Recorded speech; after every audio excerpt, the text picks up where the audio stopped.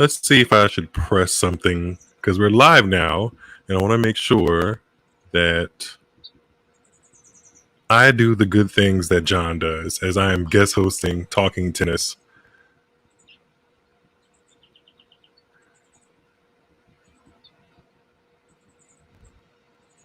Where's the video that John usually plays? I can't find it. You got me. Oh, well. Hello, everybody. Hello. Welcome to Talking Tennis. My name is Miles. This is Isabel, and we are going to be watching along and giving our commentary to the first round Wimbledon match, women's singles, featuring Venus Williams versus Elina Svitolina. The two are about to take the court, and we welcome any of your questions, comments, and thoughts while watching the match with us. Any questions to us are more than welcome, and yeah, let's strap in and enjoy this first round match between a former world number one and a former top 5 player. Should be interesting. Me and Isabel were just talking about how unfair it is that they have to play each other. Yeah. Svitolina did I think she did pretty well at the French Open because that was sort of a comeback for her because she just had a baby this past year. Was it in the last 6 months, I think?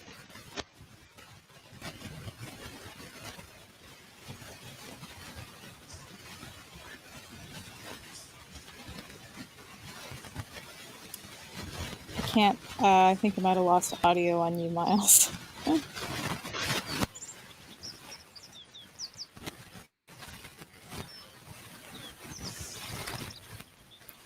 No, sorry. Oh dear. Well, Miles.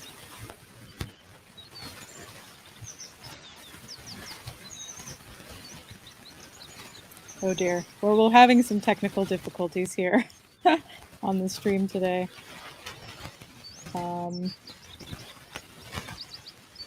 Please bear with us.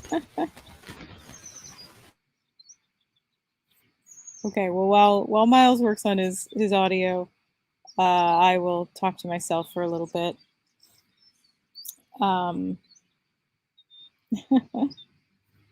So yeah, as we were saying, we've got Venus Williams and Elina Svitolina today. Svitolina did pretty well at the French Open this past year, and she just had a baby this past year as well. So it's always impressive to me when they have a really good comeback after going through that.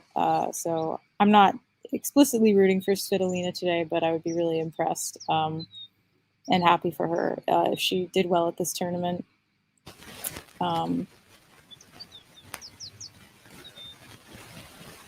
No, can't hear you, Miles. Oh, there's just a lot of static. Oh dear.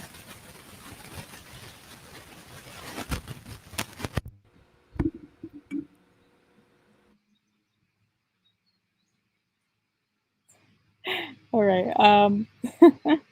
So yeah, I would be impressed if Svitolina did well at this tournament. I always love it when new moms and moms in general do well in the WTA. But I'm also rooting for Venus a little bit because it's so awesome to have her still be playing in the majors. And I can't remember the last Grand Slam I saw her in. If anyone in the comments knows, feel free to shout it out. I don't remember the last time I saw her play in a major, so it's nice to see her here. But I really don't know much about her playing right now, and then maybe nobody does. If anyone has any thoughts on anything of what I just said, please throw it into the comments. They're both just warming up right now. I feel like we had to wait a long time for this match to start. I think it was in California. It was supposed to start at 7:30 this morning, so I got up at 7, and then the match just didn't start for 2 hours. So I got a lot done in the meantime. I heard there was a lot of stuff happening at Wimbledon today. Lots of long queue lines and rain delays and rescheduling craziness. Lots of our Talking Tennis people are at Wimbledon today or this week in general. I'm very jealous of all of them, but I did get to go to Wimbledon last year, so. Can you guys hear me? Yes, I can hear you. Yay! No idea what I did. Well, I switched from Bluetooth headphones to wired headphones, but they weren't the mic. Like this mic here is the mic, so that's weird, but whatever. Whatever works. Technology, man. Sometimes it does what it wants. Right, okay, so sorry. I was just talking to myself about how I think I might be edging for Svitolina in this match. I was listening to what you were saying. So, to answer the question of the last time Venus actually played a Grand Slam match, to my knowledge, was the U.S. Open first round in 2022. She lost to Alison van Uytvanck, and that was during the comeback period.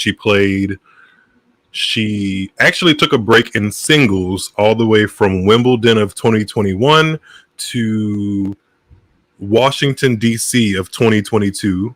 And she played Washington, D.C., Toronto, and Cincinnati all in the lead up to the U.S. Open. Played the U.S. Open as well. Unfortunately, she didn't get any singles match victories in that span, but she did get a singles match victory at the beginning of this season in 2023 in New Zealand, Auckland, New Zealand, at the WTA 250 warm-up tournament. However, things didn't necessarily get better because she won a match there over Katie Volinets, and then in the next match, she was in a pretty good position against Julien, who was actually the opponent of Iga Swiatek today in the first round of Wimbledon, and she injured herself. She ended up tearing up some ligaments in her hamstring, and she has been out of competition on the WTA tour since right before Australia until just before Wimbledon a couple of weeks ago, where she played a first round in Nottingham, lost that first round, and then she played another WTA 250 on grass in Birmingham, and she actually got a win over Camilla Giorgi. So that was her first singles victory after all of that I've just discussed. That was her first singles victory since 2021. Yeah. So it's been a long, hard road for her, just as far as managing injuries and age. And then also on the flip side, for Svitolina, it's been a little bit of an arduous process as well too, because she was off the tour for a solid year on maternity leave. I believe, if somebody is more Svitolina savvy than me, let me know. I believe she gave birth to her child in October of 2022, and in April of this year, in Charleston, right after Miami, was her first tournament back. So there's really not a lot of time that she took off the tour to like be a mom and enjoy that whole wonderful experience. But from April to late May, early June, she did some WTA tour matches and some ITF WTA 125K challenger level tournaments, and she actually ended up winning a WTA 250 right before Roland Garros, and she made the quarterfinals of Roland Garros. So she has more relevant she has a longer resume of wins to her credit than Venus does. So in a way, she should be favored in that regard, and also just being the younger player. So, but both of them have interesting stories coming in. That's for sure. I think it should be an interesting match. Yeah, I think the matchup is good, but probably unfavorable for Venus. I just think, I mean, I don't want to be like totally I like when I do commentary and watch alongs to be a little bit unbiased, but I mean Venus and her sister are part of the reason why I even like know how to keep score in tennis and how to play tennis myself. So it's a little bit more difficult for me. But as far as like just a watch along perspective, it'll be fun to see how far they can push each other. And then Venus winning on center court is like synonymous with center court to me and a lot of other people. So it'll be fun to see what happens and what kind of shakes out in this match. Yeah, she's won Wimbledon, what, like 5 times or something? She is a 5-time Wimbledon champion. She won back-to-back in 2000 and 2001. She won in 2005, and then she also won back-to-back in 2007 to 2008. And then Svitolina's Wimbledon resume includes a 2019 semifinal. So yeah, I remember that. That was her first semifinal of a Grand Slam. She had made a couple of quarterfinals. And I don't think anybody really saw Svitolina being a semifinalist on grass at Wimbledon, but that was her first time really breaking through and getting to the final weekend of a major. I'm surprised she hasn't made more semifinals, because I've always thought like she has to at some point be a finalist, and it just hasn't happened yet. And I'm just really shocked by that. I've always liked her playing style. I've always thought of her as like a very powerful player, but for some reason she's not a finalist yet. She definitely throws her all into the ball. And speaking of all into the ball, we're in the opening game of Venus versus Svitolina. Venus is serving at 30 all, trying to get her first serve in. There've been some interesting points, to say the least. Speaking of first serve, Venus just hit a really, really good body serve, which is what she's been known for over the years when she was winning and picking up Wimbledon titles, those body serves. And Svitolina couldn't get out of the way. Now Venus has a game point.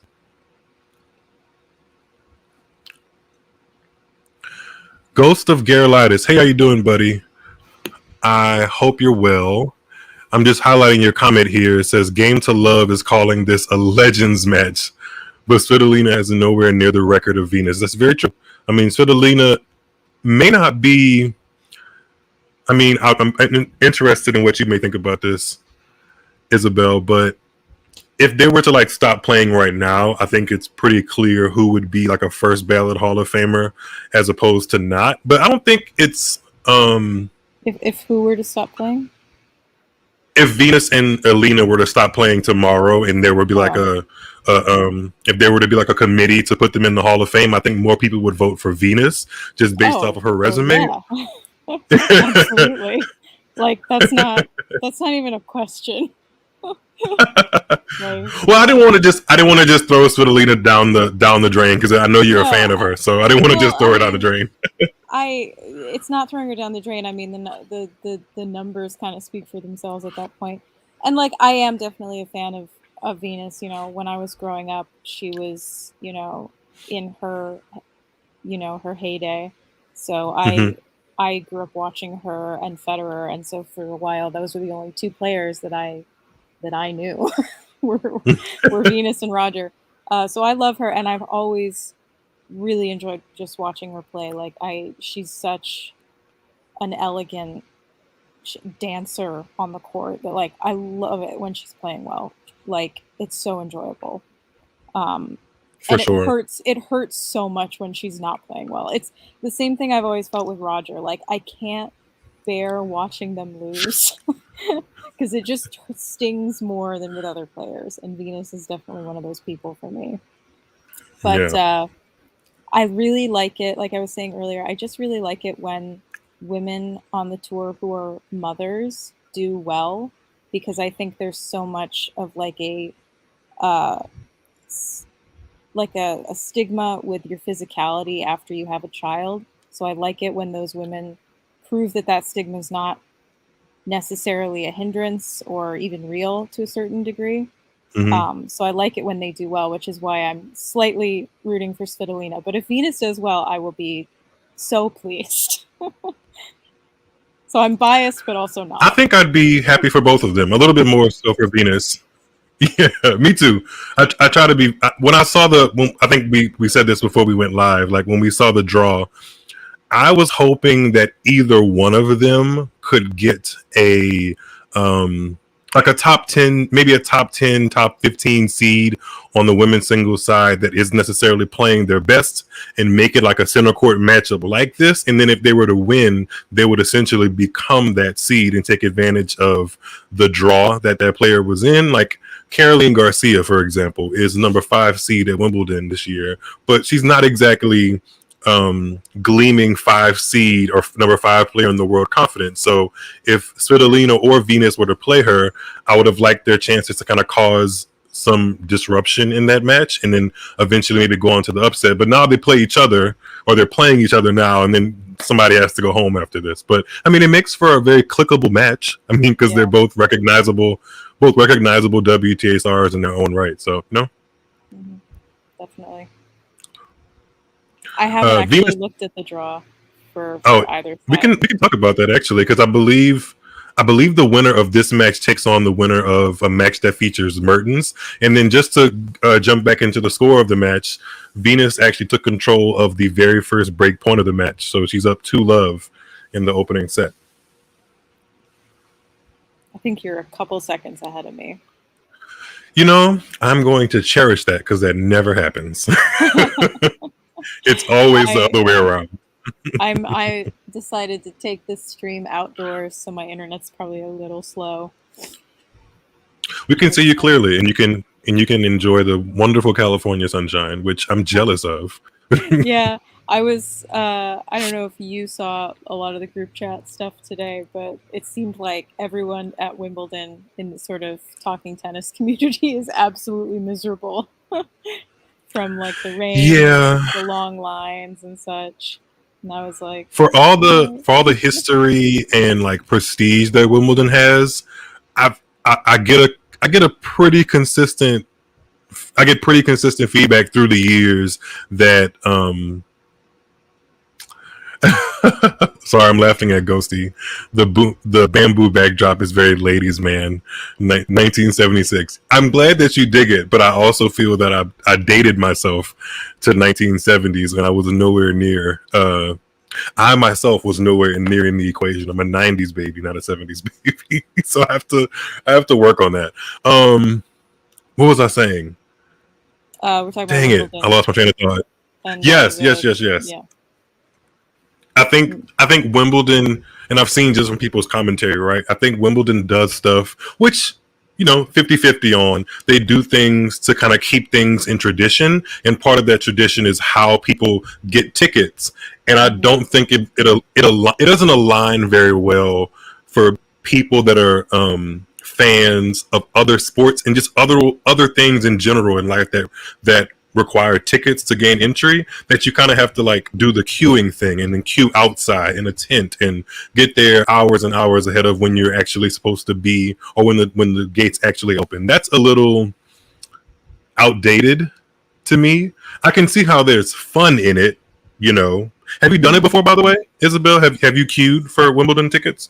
So when I went to Wimbledon last year, I got lucky. I ended up getting a center court ticket just by chance from Jack and Scott, who are both in our little community here, because Scott had extra tickets for center court. So I managed to get that.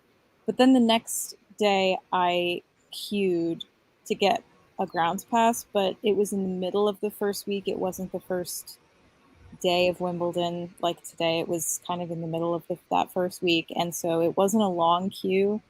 I sat in the grass for maybe an hour and a half and then was let in, and I probably didn't even need to get there early. I probably could have showed up when the gates opened and been fine.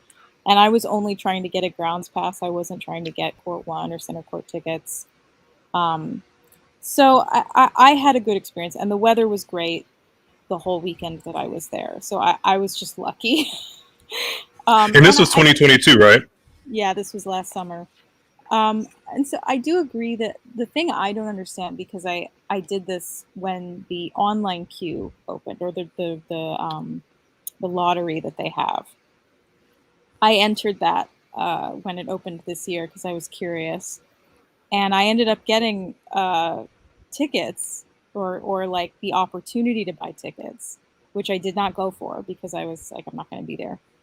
Mhm. That part I don't really get. I don't really like this, that there's a lottery system for center court or court one tickets for the rounds. Like that feels kind of unfair in a way to fans, because for one, like, anyone can enter it. I entered it as a person in the United States and I'm not even going to be there. So it just, those tickets could go to someone who actually lives in London or whatever. And it just feels like too much of a crapshoot. Like, you can't just go online and buy a ticket like you can with the US Open. So yeah, I kind of agree that like the way they run it is a little weird, and not super accessible for everyone. That's the thing. Yeah, accessibility is a word that came up like on my Twitter timeline today. I think I use it as well. It kind of it bleeds into the narrative that tennis itself as a sport is not the most accessible thing to watch, either on television or It's in definitely person. not. Yeah. Yeah, and that's not helping. That's not helping people that are in age brackets. Like I'm not assuming your age, but I can tell that we're in similar age We're brackets. 90s. That's We're not help. 90s babies. Yes, 90s babies. Um. Oh no. Oh no. Sorry to pause the match. Venus just fell. I missed the initial reaction. This is the last thing that I wanted in this matchup. Oh dear. In this tournament. Oh, her sister. Oh, They're showing her sister. she went down. Oh my God. Oh, she's really yelling. Oh, she's Oh, she grabbing her had a knee. Svitolina had a break point. Oh, Oh my this God. feels like a rerun of 2021. Unfortunately, hopefully she can get up and she can just knock this off, and it's just an initial Oh, shock. I don't know. I don't know. I mean, it's her bandaged knee already. Her physio's up. Her sister's up. Her coach looks concerned. Oh, she's walking. She's walking on her own strength to the chair. So that's an encouraging sign.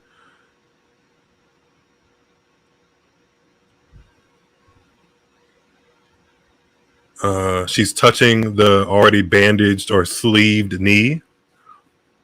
If you're just joining us on YouTube, by the way, Venus is leading 2-1 in the first set, but on a break back point that Svitolina had, it looks like Venus fell down when she was approaching the net and immediately grabbed her knee in shock and pain.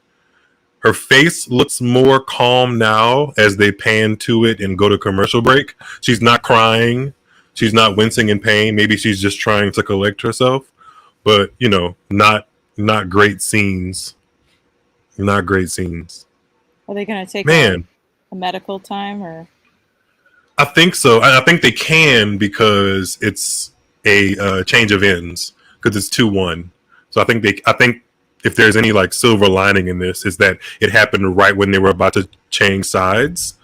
And sometimes when tennis is tricky like that, sometimes if you have like a really freak obvious injury or accident and it happens on your opponent serve, or it happens when it's not about to be a change of ends, people start looking like, well, what do we do now? It's the middle, like we're not changing ends. So hopefully that gives her more time to kind of assess the situation, or gives the physio and doctors or whatever more time to assess it. Let's hope that she's okay. She might have just, I was kind of looking at the replay, she might have just like stressed that hamstring a little bit, because she grabbed the back of her knee. So I think it was her hamstring that might have just tweaked when she stopped really fast, and maybe the stress of that stop on her hamstring might have made it pull or something. So it might be okay. It might just have been a tweak, which can be really painful. I've pulled both my hamstrings at the same time before, and it sucks. So wow, yeah, that's not fun. It might just be, she might be okay. I don't know. That would be a really, really sad. So that I'm just seeing it now, like as the replay. It looks like she slid and hyperextended, and that area close to the net is usually where the grass is greener and slippery. slipperier, Slicker. slicker. That's a better word. Because they don't serve in volley like they used to, so people aren't spending point in, point out up at the net. So she just slid. It looks like she's about to. She's grabbing her racket. She's wiping it off. No, they haven't retaped it. It looks like she is about to continue on. So that's good. Okay, Good to see. encouraging.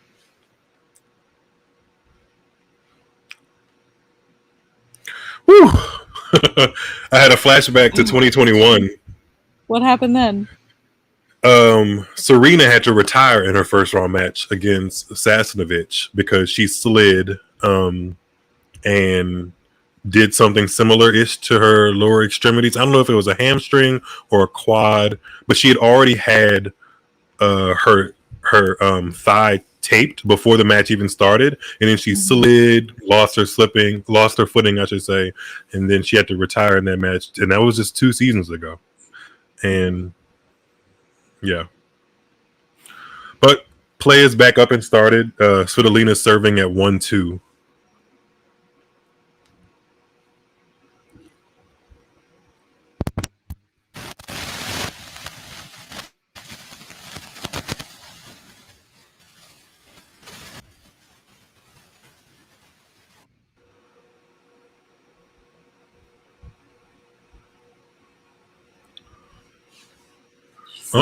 Venus is trying to.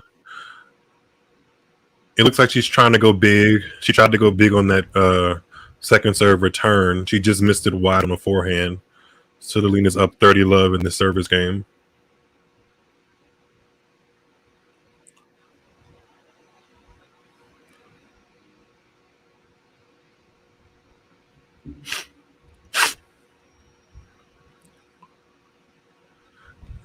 Yeah, she's trying to take some big aggressive cuts. And I think she's just trying to. I mean, as many matches as I've watched as a fan of Venus, it looks like she's just trying to gather herself after something scary. You know, like that's the last thing you want is to like have your butt hit the ground if you're already carrying something that's a little ginger on the court, like she already is with her strapping, and then just in general being 43, like.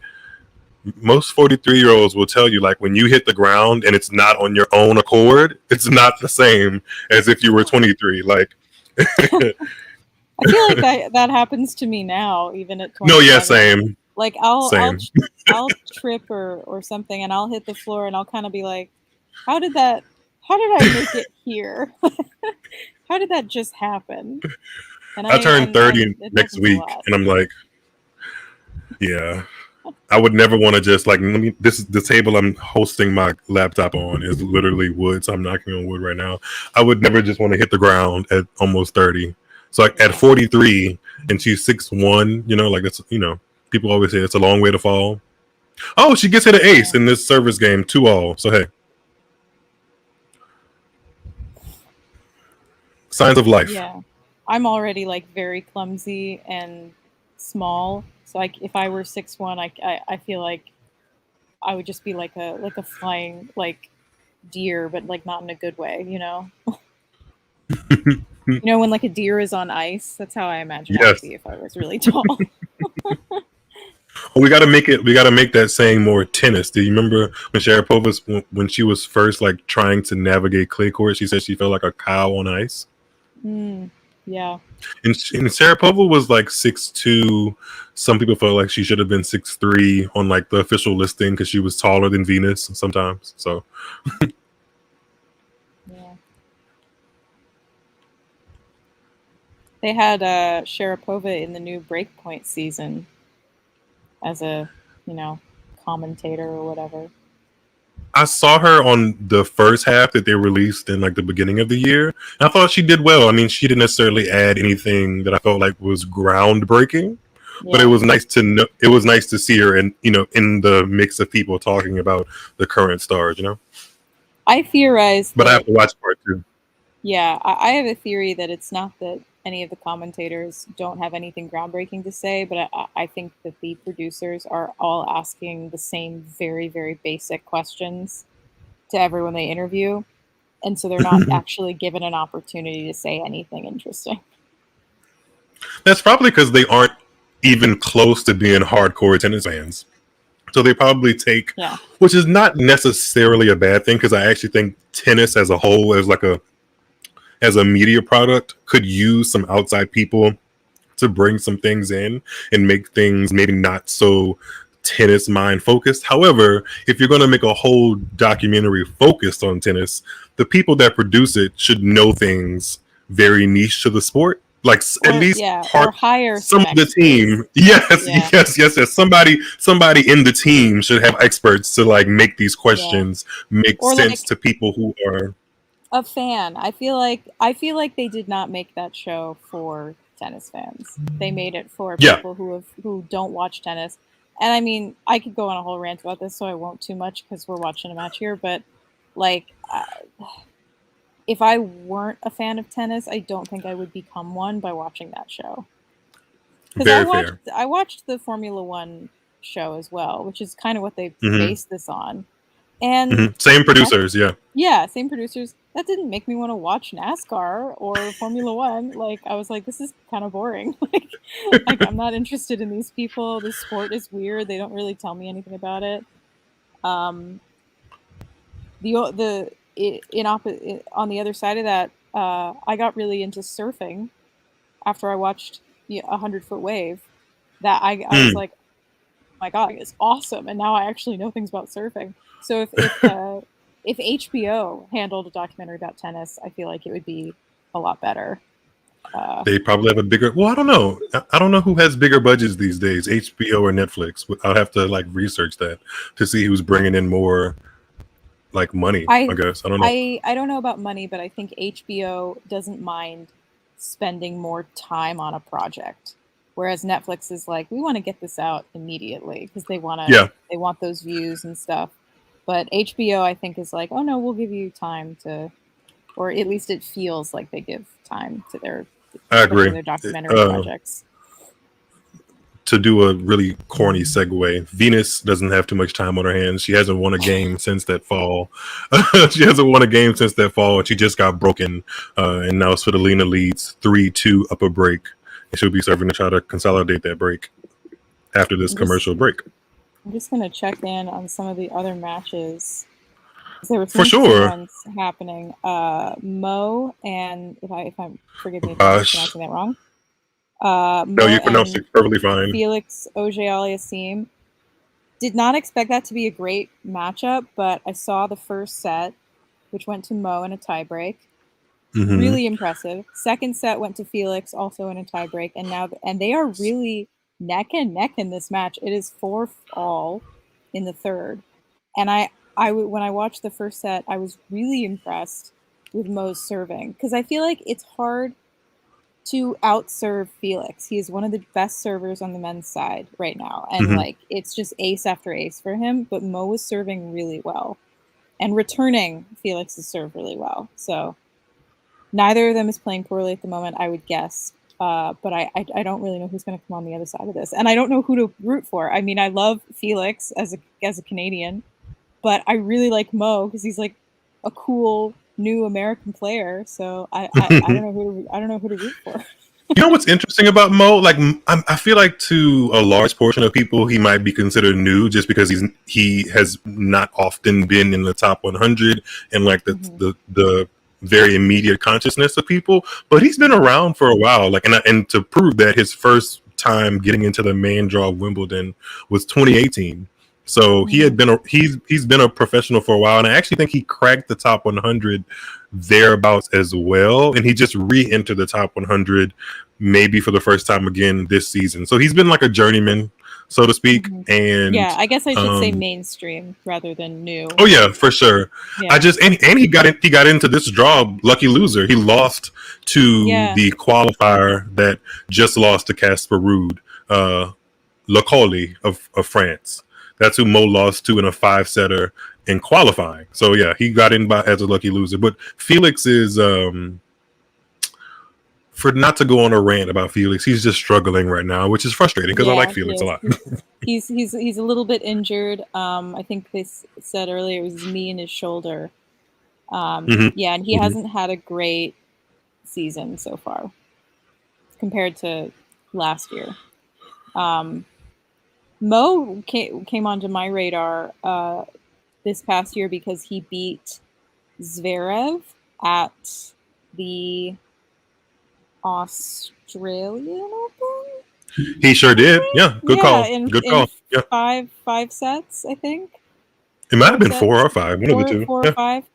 And you know, I mean, I don't need to say how I feel about Zverev on this because it's pretty obvious. But that I was like, who is this god coming in to save the day?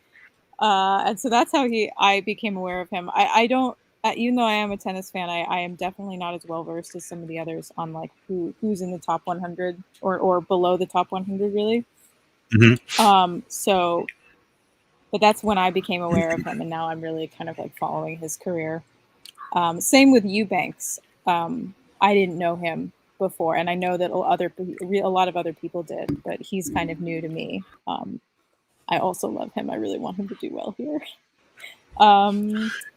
He just won his first tournament in Mallorca. Shout out to Chris Eubanks. Oh, hell yeah. He's also a great commentator. I can totally see him and like James Blake would be like such a pristine duo.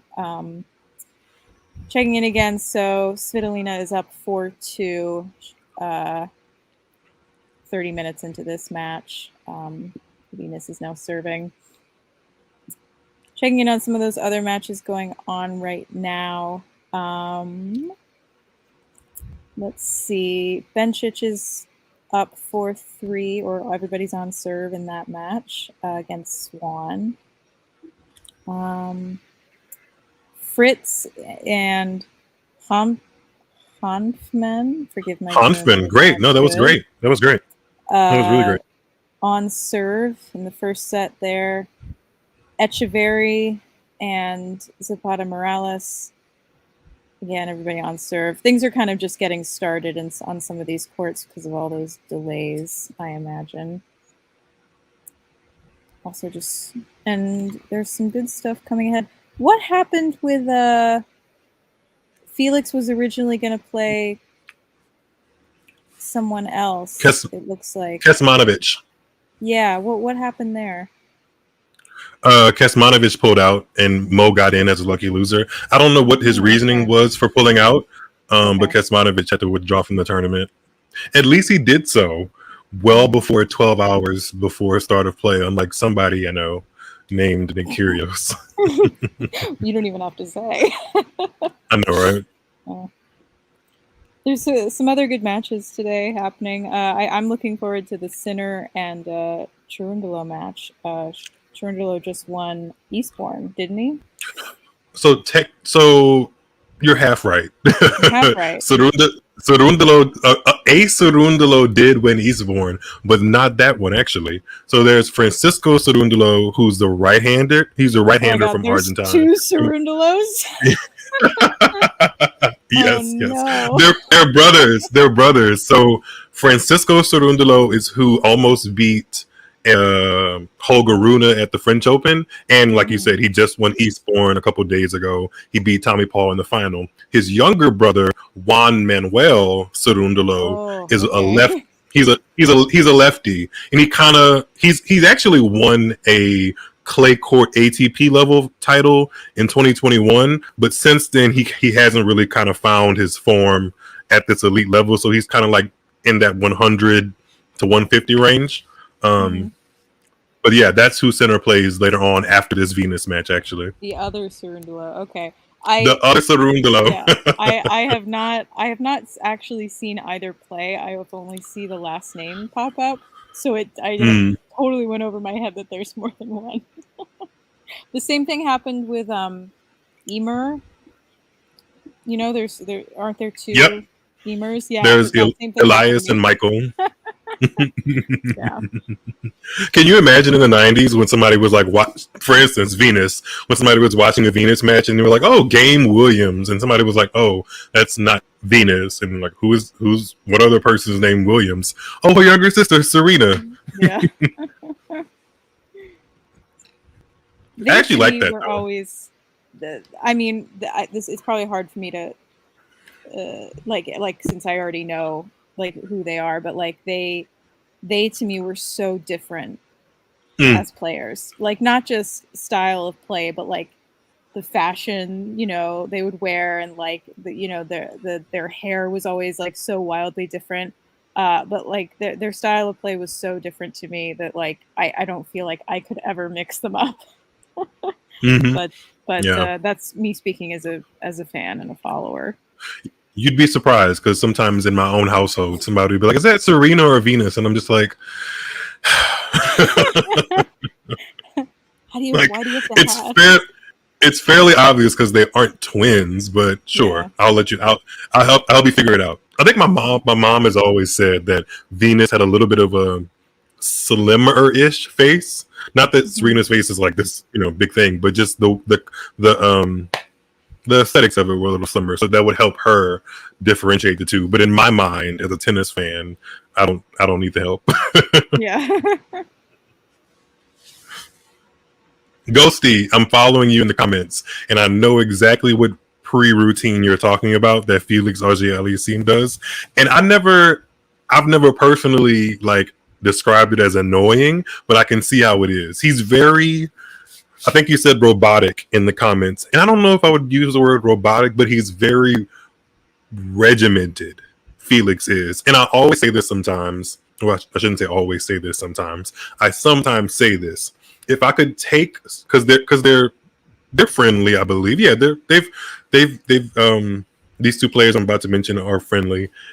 If Felix could ever like spend a month or two with Francis Tiafoe, or they could spend a month or two with each other and like pull from each other, we have two amazing tennis players. Because sometimes I feel like Francis Tiafoe is not regimented and disciplined and maybe robotic enough, where I feel like Felix needs a little bit more of Francis's natural more like flair. Yeah, I was gonna say flair. Yeah, like or like Francis, sense of fun. You know, I kind of feel that same way. Sense like, of being in the moment.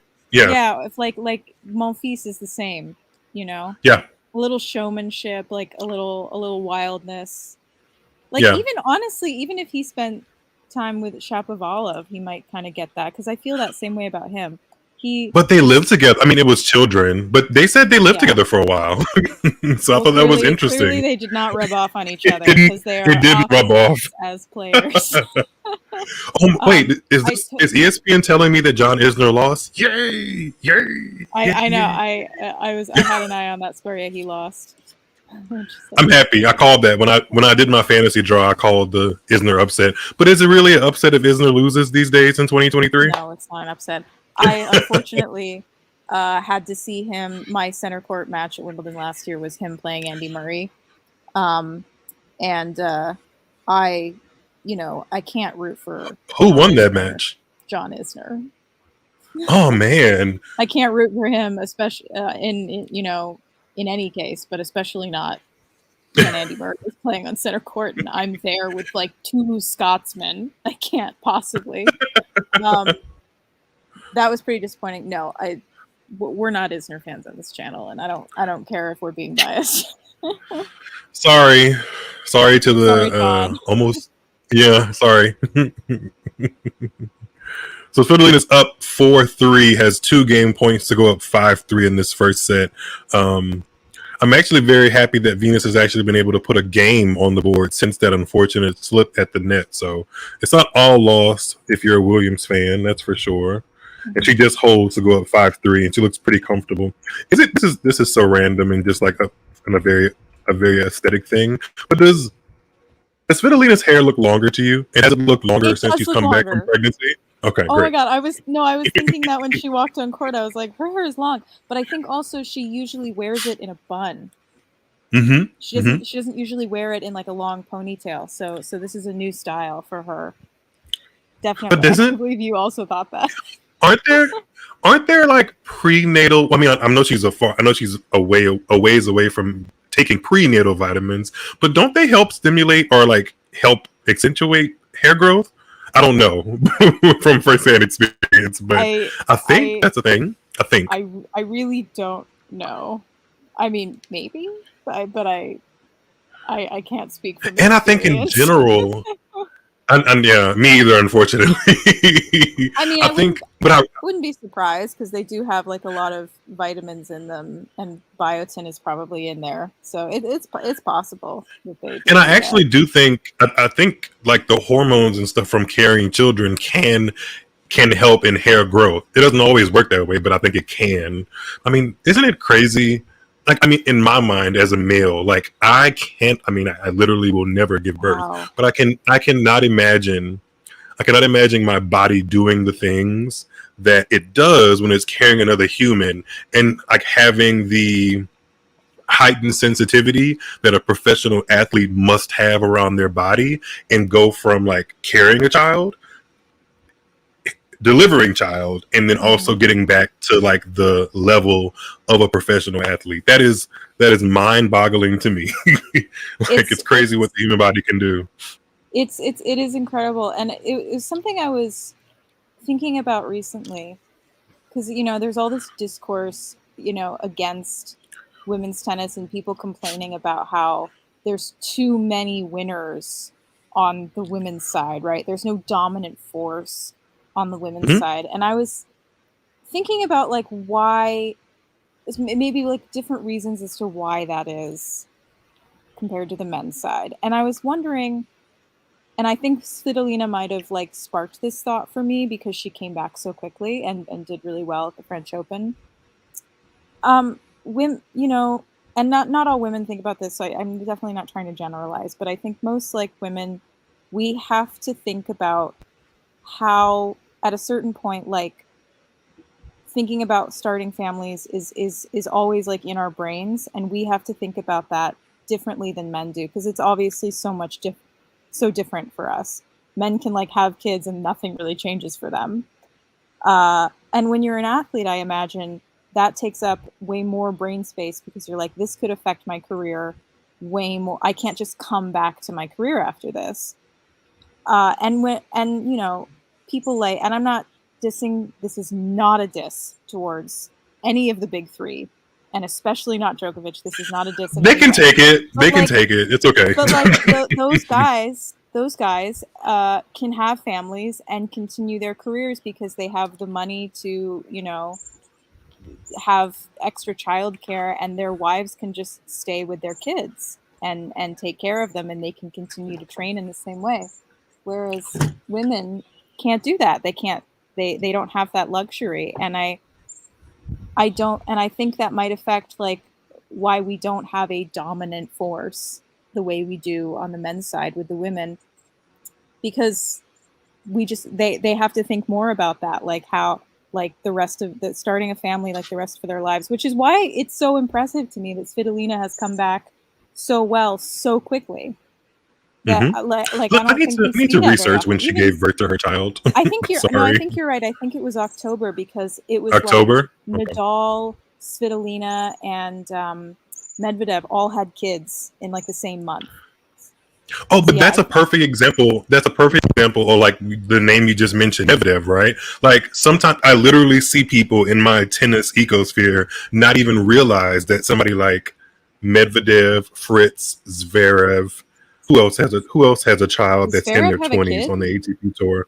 Zverev has a kid. People don't think about this, but Zverev he has a kid, right?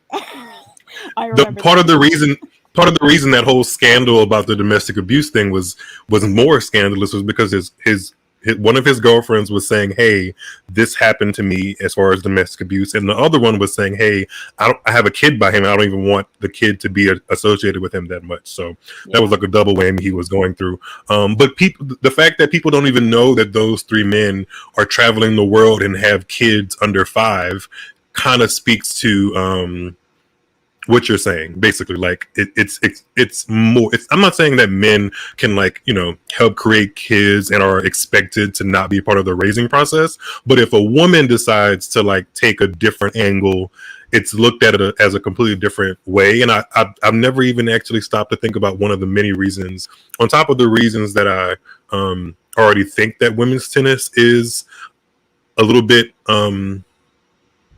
has the tendency to fluctuate as far as who's at the top. I never thought about it being because they have in the back of their mind, am I going to start a family or not? Am I going to be of age bearing like range or like in a healthy range to do so, you know? But I guess I wouldn't think about that because I don't have to think about it, you know? So And I don't want thank to you for say that that. it.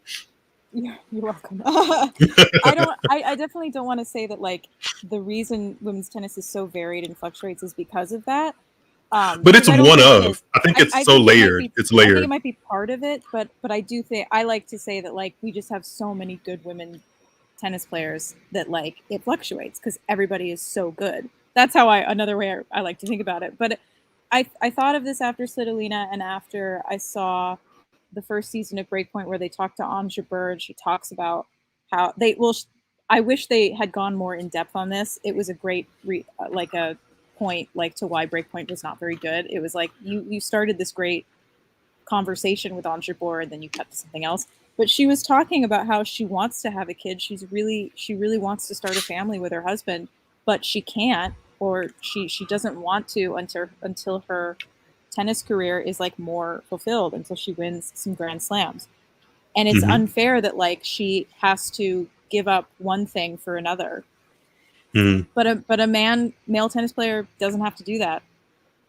You know, Monfils had a Yeah. kid and was kept playing. Medvedev had a kid and kept playing. Like, so I, even if it's not the big the because reason for women's tennis being the way it is, it occurs to me that like that might be a factor. It's a factor. I think Yeah, I think there's multiple. I think that's one that I really don't think about as often, and I think people as a whole don't think about often yeah, as they should. But I think that's a great point, and I also think that because they play best of 3 sets all 11 months of the season, whereas the yeah. men don't. Um, It's so much less about the endurance, right? mhm, Because like the matches are shorter by mhm. nature.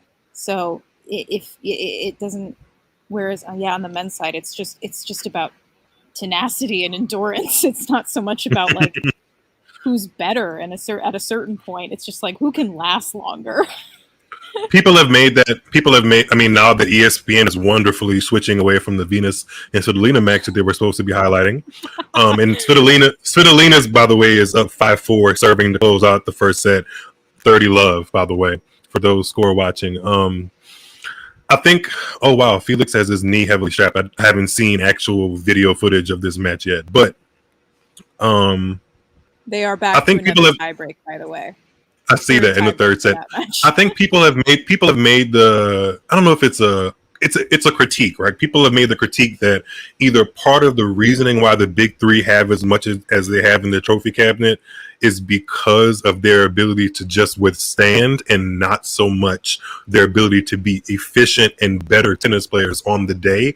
I'm somewhere in the middle of that argument because I do think part of being a good tennis player is having more stamina and reserves in your tank than your opponent on the day. So I don't think it's necessarily fair. I don't think it's fair to like deduct points from somebody because they or yeah, to deduct points from somebody who had better stamina on the day, because at the end of the day, they're both athletes. And if you aren't able to like literally stand up and do your craft as an athlete, then Yeah, maybe you didn't train as hard, or maybe you just came up against somebody who's better at like having the reserves in the tank, and that's part of just sport in being general. an So athlete.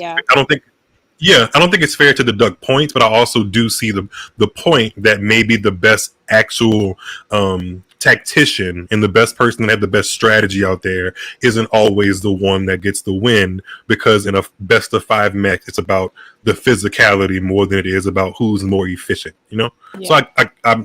there's layers to all of that.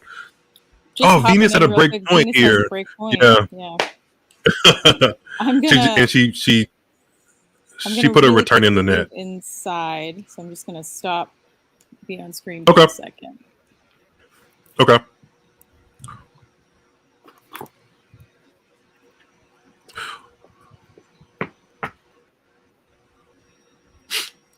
So while Isabella is moving inside, ESPN is kind enough to give us full dedicated coverage of Venus versus Svitolina, and we're at deuce 5-4 with Svitolina serving.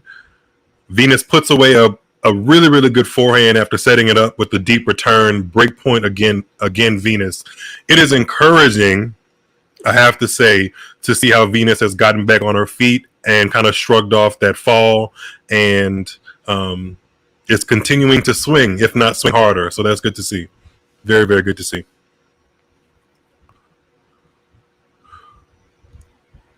Ghosty, I don't know if John ever tells you this when he's on Talking Tennis, or if anybody tells you this on Talking Tennis, but I appreciate, well, actually, I take that back. I'm sure that John tells you that he enjoys the engagement, appreciates it, but I'm going to tell you that I think you're really funny. I think the engagement is funny, so I appreciate that. Thanks, Ghosty. And everyone else that's engaging in the comments on YouTube, Twitter, Twitch, Facebook, thank you for engaging with us in our conversation while we talk tennis between Venus and Svitolina.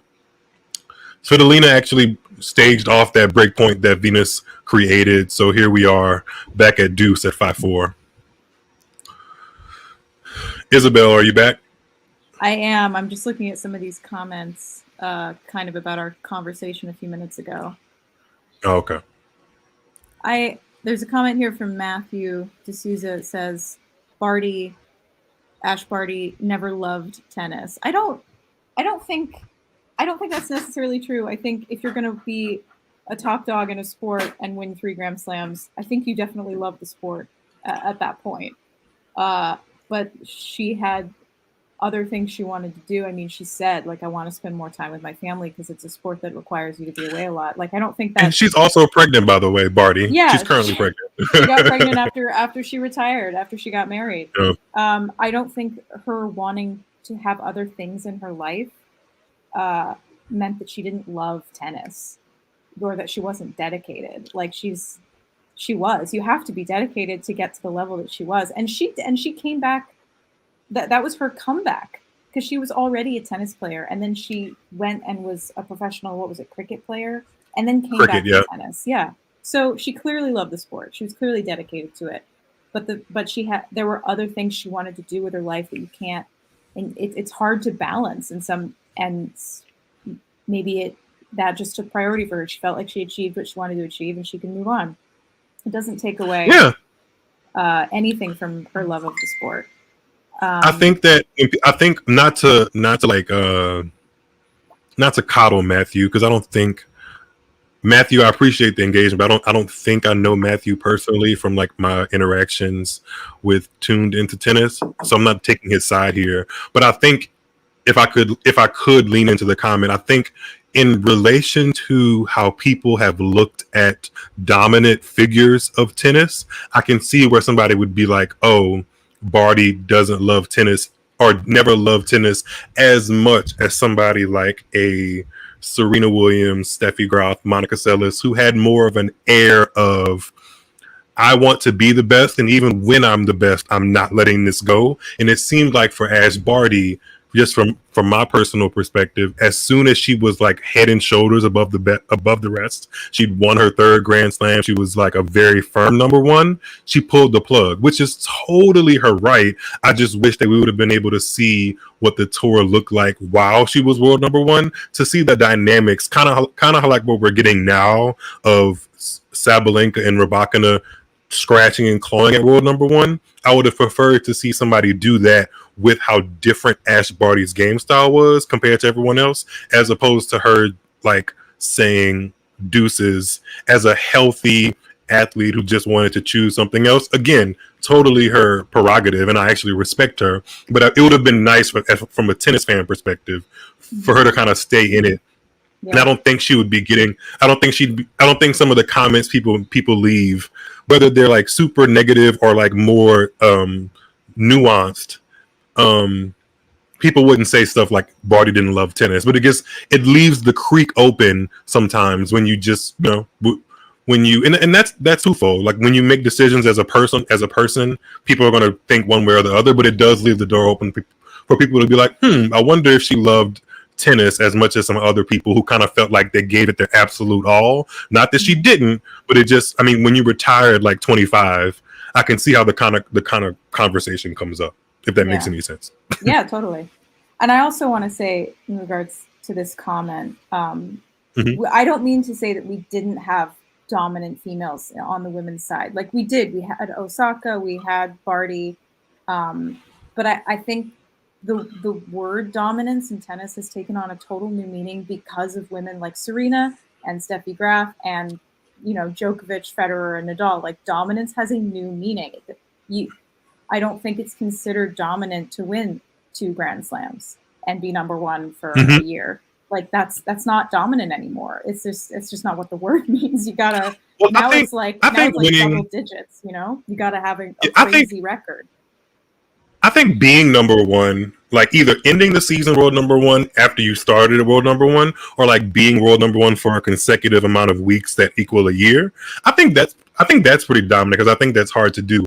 But I would agree, just because you have 2 Grand Slam titles to your name doesn't necessarily mean you're dominant. And then Ash and Osaka have interesting little caveats to their world number 1, because Ash was, and it's not her fault, but Ash did get to world number 1 like in the crux of the pandemic.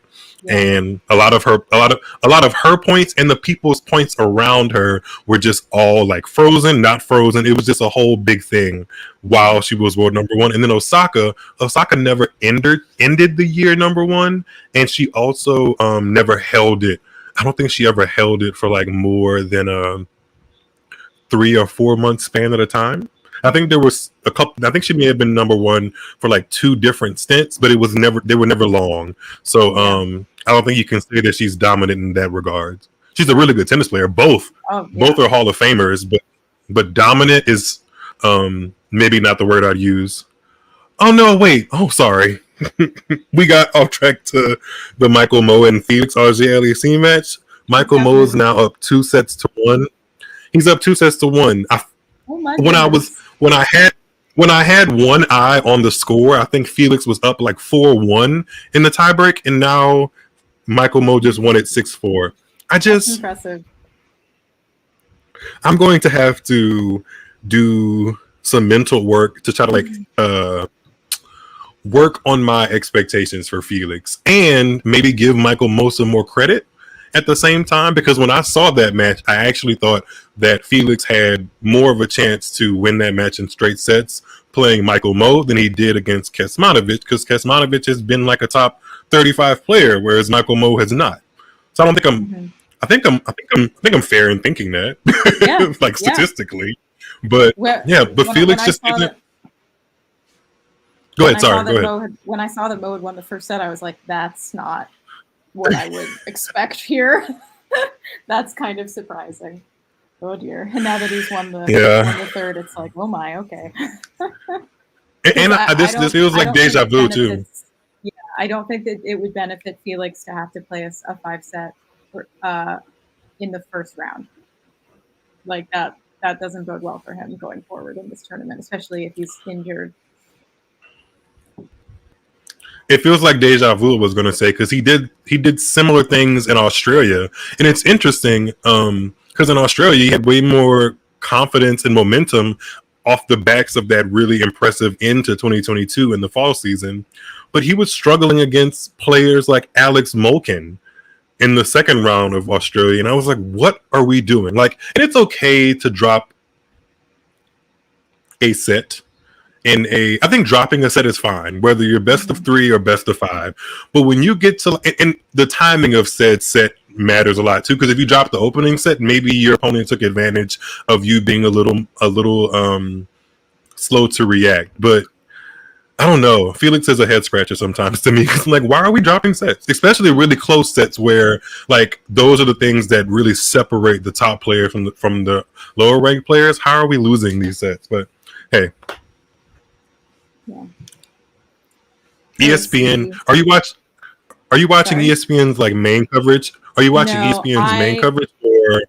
I've got ESPN Plus because I was forced to buy it, and so I just have just that one match.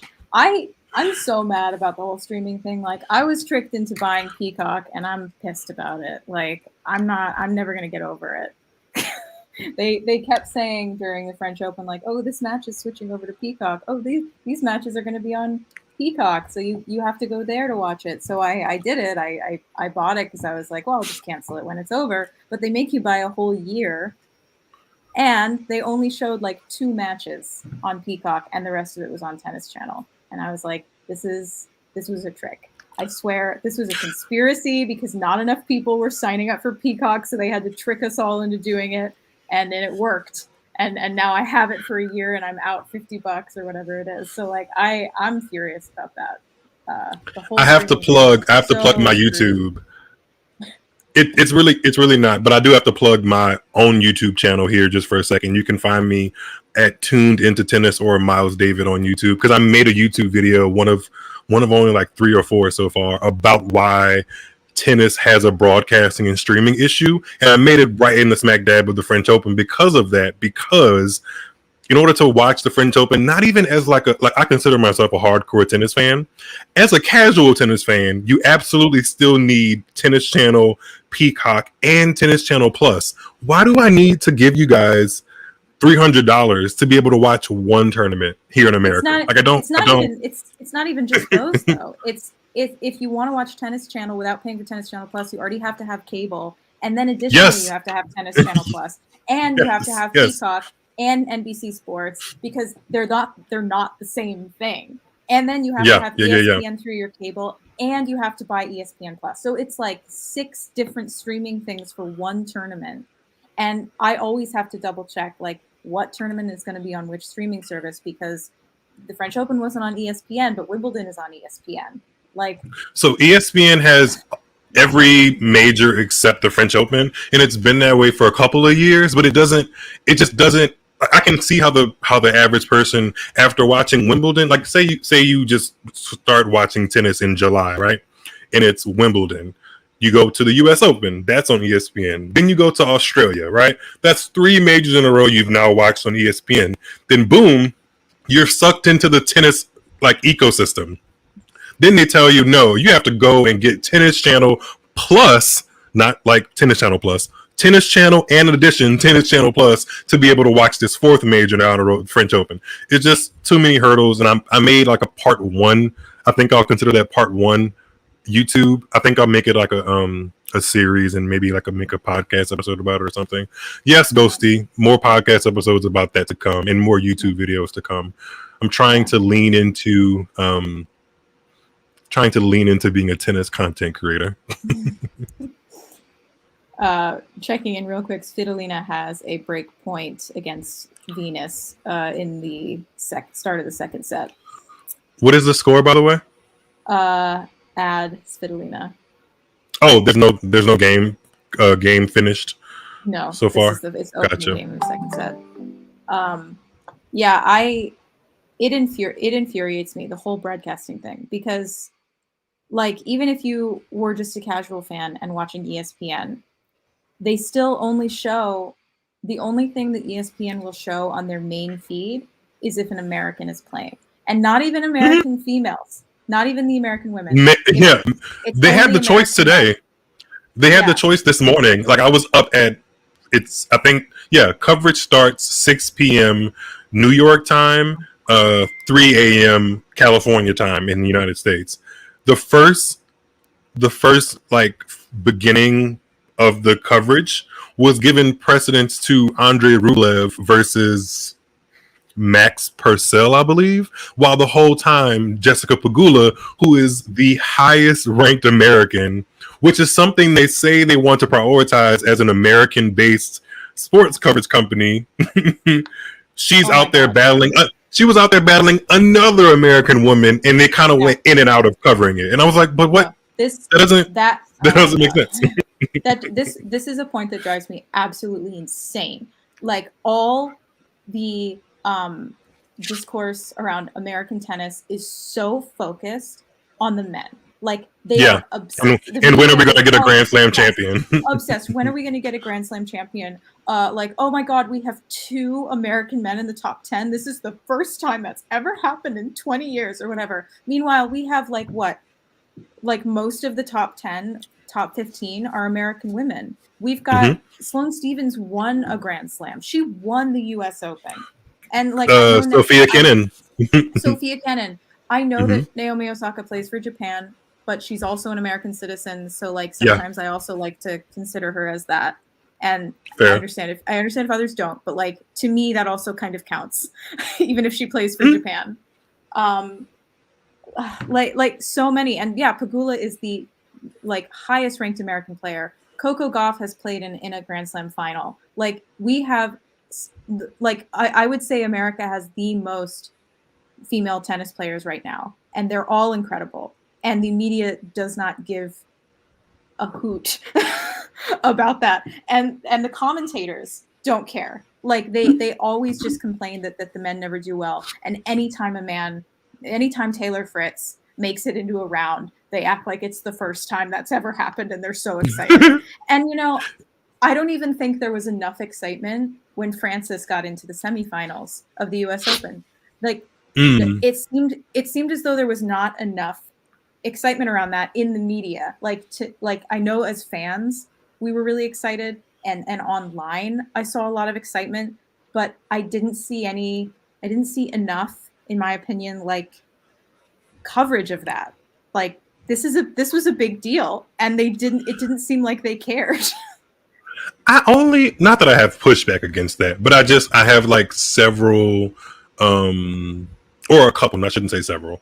I have a couple of interesting points about the Tiafoe thing, because I feel like if he had not done that, if he had not beaten Nadal and gotten to that semifinal, I'm not quite sure if I would have seen like Instagram posts about him being sponsored by Barclays, and now he's like on a double-decker bus in London promoting Wimbledon. I feel like if he didn't get to that semifinal, that wouldn't have happened. So I feel like there is some cause and effect, but I do get your point that like it felt like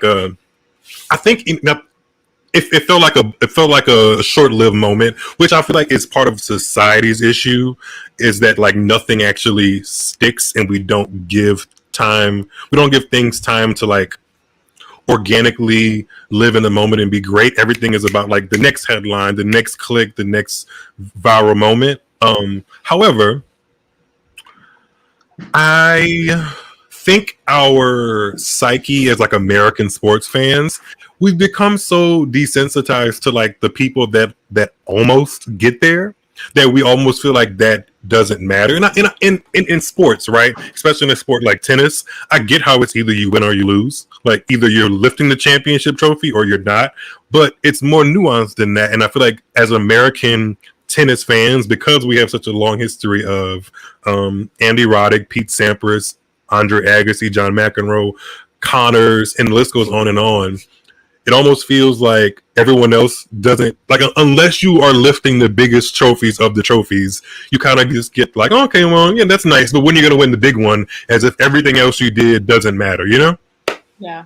I don't want to put down Roddick's record in any way, because I just want to say I love Andy Roddick. Like, he is my favorite person on tennis Twitter. However, he was like, yes, he was. I think he was considered like the end of the American men's tennis. He was kind of the end of that. I don't really consider him a dominant. Like, this goes back to dominance. I don't consider him a dominant force. Like, he had a good run. He had a great run. He won 1 Grand Slam, and then unfortunately Federer took over, and that was it for Andy. But like, yeah. So I sometimes I can't even really like consider him part of that dominant American force, because he didn't have the ground strokes to keep up with Federer. He was an American man. He was an American man that took advantage. Yeah. He was an American man that took advantage of what the tour is about to go through as soon as Djokovic and Nadal officially put up their rackets. Yeah. There's going to be a little bit of a lull, and it may happen where Carlos Alcaraz, we don't even like feel the lull, because Carlos Alcaraz just starts winning everything afterwards. But between Andre Agassi and Sampras's rivalry at the peak in the late 90s and 2000s, or all of the 90s, I should say, in 2000s, there was a lull, and that lull included people like Hewitt winning Grand Slams, Safin winning Grand Slams, Andy Roddick winning Grand Slams, and a couple other people that were like one-offs. But Hewitt, Safin, and Roddick, or like I guess like the big three of the transitional generation, I think, until we got to Roger Federer really grabbing tennis by the horns in 04 to 07. And you guys know how. I mean, if you're listening to this, you know tennis fans. I feel like for me, the storyline is like Roger between 03 and 07 was tennis, and in between that time, Rafa is like watching and getting ready to try his best to wrangle his own popularity. Between 07 and 09 is like where like the Roger and Rafa rivalry becomes the biggest, and then from 09 to where we are now, I feel like they all had bits and pieces of dominance in their own way, So yeah, but here we are. Hopefully that happens on the women's tour too, since I'm watching the Sofia Kenin and Coco Gauff match. I feel like hopefully that happens in its own right, because I feel like we're getting it now. Hi Max. I feel like we're getting it now with the post Serena years, and I feel like the post Serena years started almost as soon as she got pregnant. Yeah, I was gonna say it happened. Been going on for a while. It happened as soon as she got pregnant, actually. Diego just donutted. Meow meow. Wait, pause. I know Diego Schwartzman opponent. Don't tell me, Ghosty, because I did the fantasy draw and I thought it was an interesting first round match. Who is Meow Meow? It's another shorty. It's another guy that's like kind of short, I think. It's a name that I'm not gonna pronounce well. I'll say that. Can you give me a hint, like a country that it represent? Or is that going to be too obvious?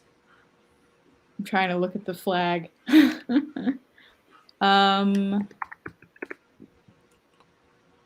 Serbia. Oh, Kecmanovic. Yes. Yes. Wait, I think I misspoke earlier, because it wasn't Kecmanovic is who's still in the tournament, but it wasn't. There's another Serbian who was going to play Felix but had to pull out, and his name is not Kecmanovic. Krajinovic. Yes. Krajinovic. I can understand why we would mix those up. It's totally fine. Yeah, Diego Krajinovic, Kecmanovic. Interesting.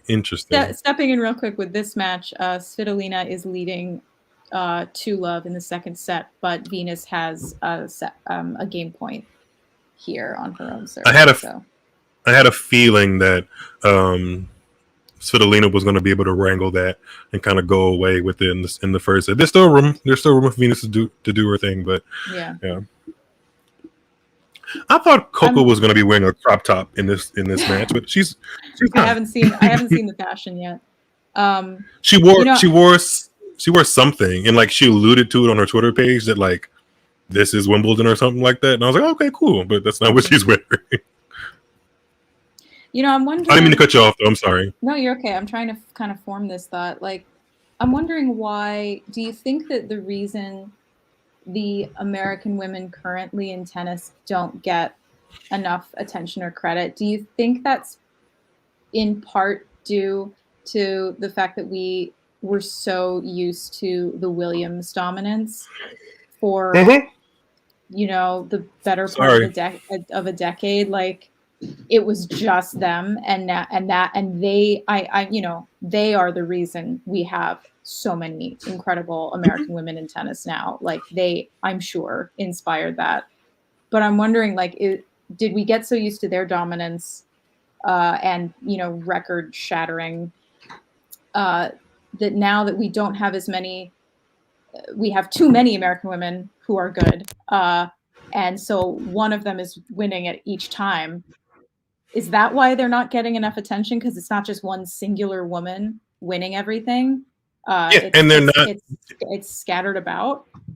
It's scattered, and like none of the American women that have won majors since the Williams sisters have really had, like, we're going back to that word, a period of dominance. They've been very like, this came out of nowhere and we're going to celebrate it, but it's hard. And I'm not going to say it's hard. Tennis doesn't do a great job of marketing the storylines that don't come prepackaged or don't come like easily manufactured and easily put together. If it's like a Sloane Stephens, like they'll be able to acknowledge it, but it's hard for tennis to really it's hard for one-offs in tennis to really permeate sports as a whole and like sports culture. So Sloane winning one and Sofia Kenin winning one. Sofia Kenin won a major this decade, really. Like at the beginning of the decade, it was an American woman, and not too far before that, it was Sloane Stephens. Just as examples, anyone else besides Serena? That's an American woman that won a major. I mean, again, you could make an argument for Naomi, but yeah. But again, she does play for Japan. I think that's part of the reason, even though. American women who like make finals or who are #1 in the world or. So, you know, win a lot of Masters tournaments or not just Grand Slams, you know, like Pegula, like, and I mean, I know that like she, yeah, like you said, she doesn't have that like a great like human interest kind of story. Like she comes from a wealthy white family, and that's kind of it. Well, I don't know though, because when I really sit with it, I don't know if you would, the way that tennis players are like required to travel around the world, which traveling as a part of your job does have pros and cons, but I don't know, man. If I was born into an era of like oil and NFL and NHL money, I don't think I'd be out here sweating and like competing and traveling from Portugal to London to Melbourne, like because of my job, not just because I want to go experience the beach there. Basically, what I'm saying is being a tennis player is it's a lot of work. Arduous. Yeah. And I'm not sure that I don't think I would be interested in doing anything that arduous as a billionaire. No, I totally agree. So I credit her. I think it's so unfair that people say they don't like her because she comes from wealth, and it's like, well, one, you kind of need a lot of money to do this sport, and like it doesn't mean she's a bad player. Like she's clearly a great tennis player.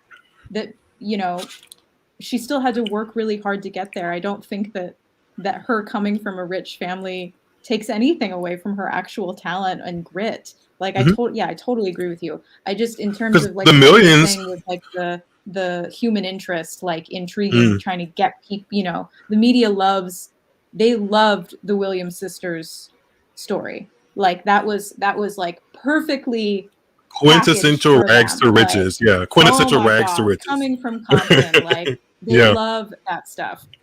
And when you don't have that, the media can't eat it up in the same way. But then again, like with Francis, he has a great human interest component to his life. And I found out about it through like a New York Times article that was written when he was a juniors player. And it's a really great article for anyone who wants to go find it. It really dove into that and talked about like why that his story is so rare in tennis. And when they talk about it in Breakpoint, it's totally glossed over. Like they do not go into detail. They don't talk about the nuance of it. They don't talk about why it's so rare for him to break through in tennis, coming from where he does. They like don't really discuss it. And that really kind of irritated me because I was like, this is a perfect story for you guys. Like, this is what you want. You have a great tennis player, rags to riches. Like, what more do you want? I feel like that's why I feel like Francis doesn't get enough hype in a way. I think that's true. I just feel like Francis, like as a fan of Francis is like one trophy, one final away from waking everybody up. Like Yeah. he's made amazing strides in like the last 10 months or so, getting to that major semifinal, his first one, and then he's also backed it up by getting to the top 10. So he's on the, I feel like he's on the precipice of doing something and really proving everybody wrong that he's not just like this go-lucky guy that's funny and always smiling, but a really damn good and serious tennis player. I guess feel like he needs one. It doesn't. Listen, I would love for it to be a major, but in order for like him to start getting more acknowledgement just in sports media, he's going to have to lift a big trophy. And like like nothing against Stuttgart and Houston, but those are 250s that like get you a blurb on the local newspaper or like local article, but not like a massive one. You know, not a massive CNN headline. Him winning, actually, honestly, if I had pull or sway, him winning a major title, it would be iconic if it were at Wimbledon or the US Open, because those I feel like are the two more prestigious ones. All of them are prestigious, but Wimbledon and US Open are the ones that even people that aren't tennis fans know about more readily. If he wins that, he is breaking a almost, what's the math between like the 70s and now? How long ago is that? It's been a while. 50 years? 50, 60 years. 50, 60 years. There hasn't been a black, there hasn't been a, I don't know. and I'm not sure if Arthur Ashe or if, I know at the US Open it was Arthur Ashe, because I remember them saying like this is the first time an African American male has been in the semifinals since Arthur Ashe, and that's why Michelle Obama came to the yes came to the match, which was dope. And I'm thinking about Yannick Noah. I'm trying to think if Yannick Noah's first French Open title was after Arthur Ashe's last Grand Slam title. Either way, basically because we have to have this conversation means that Francis Tiafoe winning a Grand Slam would be huge as like an American minority person, a person of color, and that's what I mean. Unfortunately, like I was saying earlier, in American culture of sports, like we need to see the trophy in your hand. Unfortunately, that's what it's going to take for him to like really get the front page stopping magazine article that makes everybody, tennis fan or otherwise, be like, oh, that's Francis Tiafoe. This is what he is. This is why we should care. You know, it's going to take a Grand Slam. Thinking about that though, why didn't that happen when Sloane Stephens won a Grand Slam? Especially she won the US Open. Is it because again we were used to seeing people like Serena, women, you know, another African American woman like winning that Grand Slam? It didn't feel important. I think there's an element to it.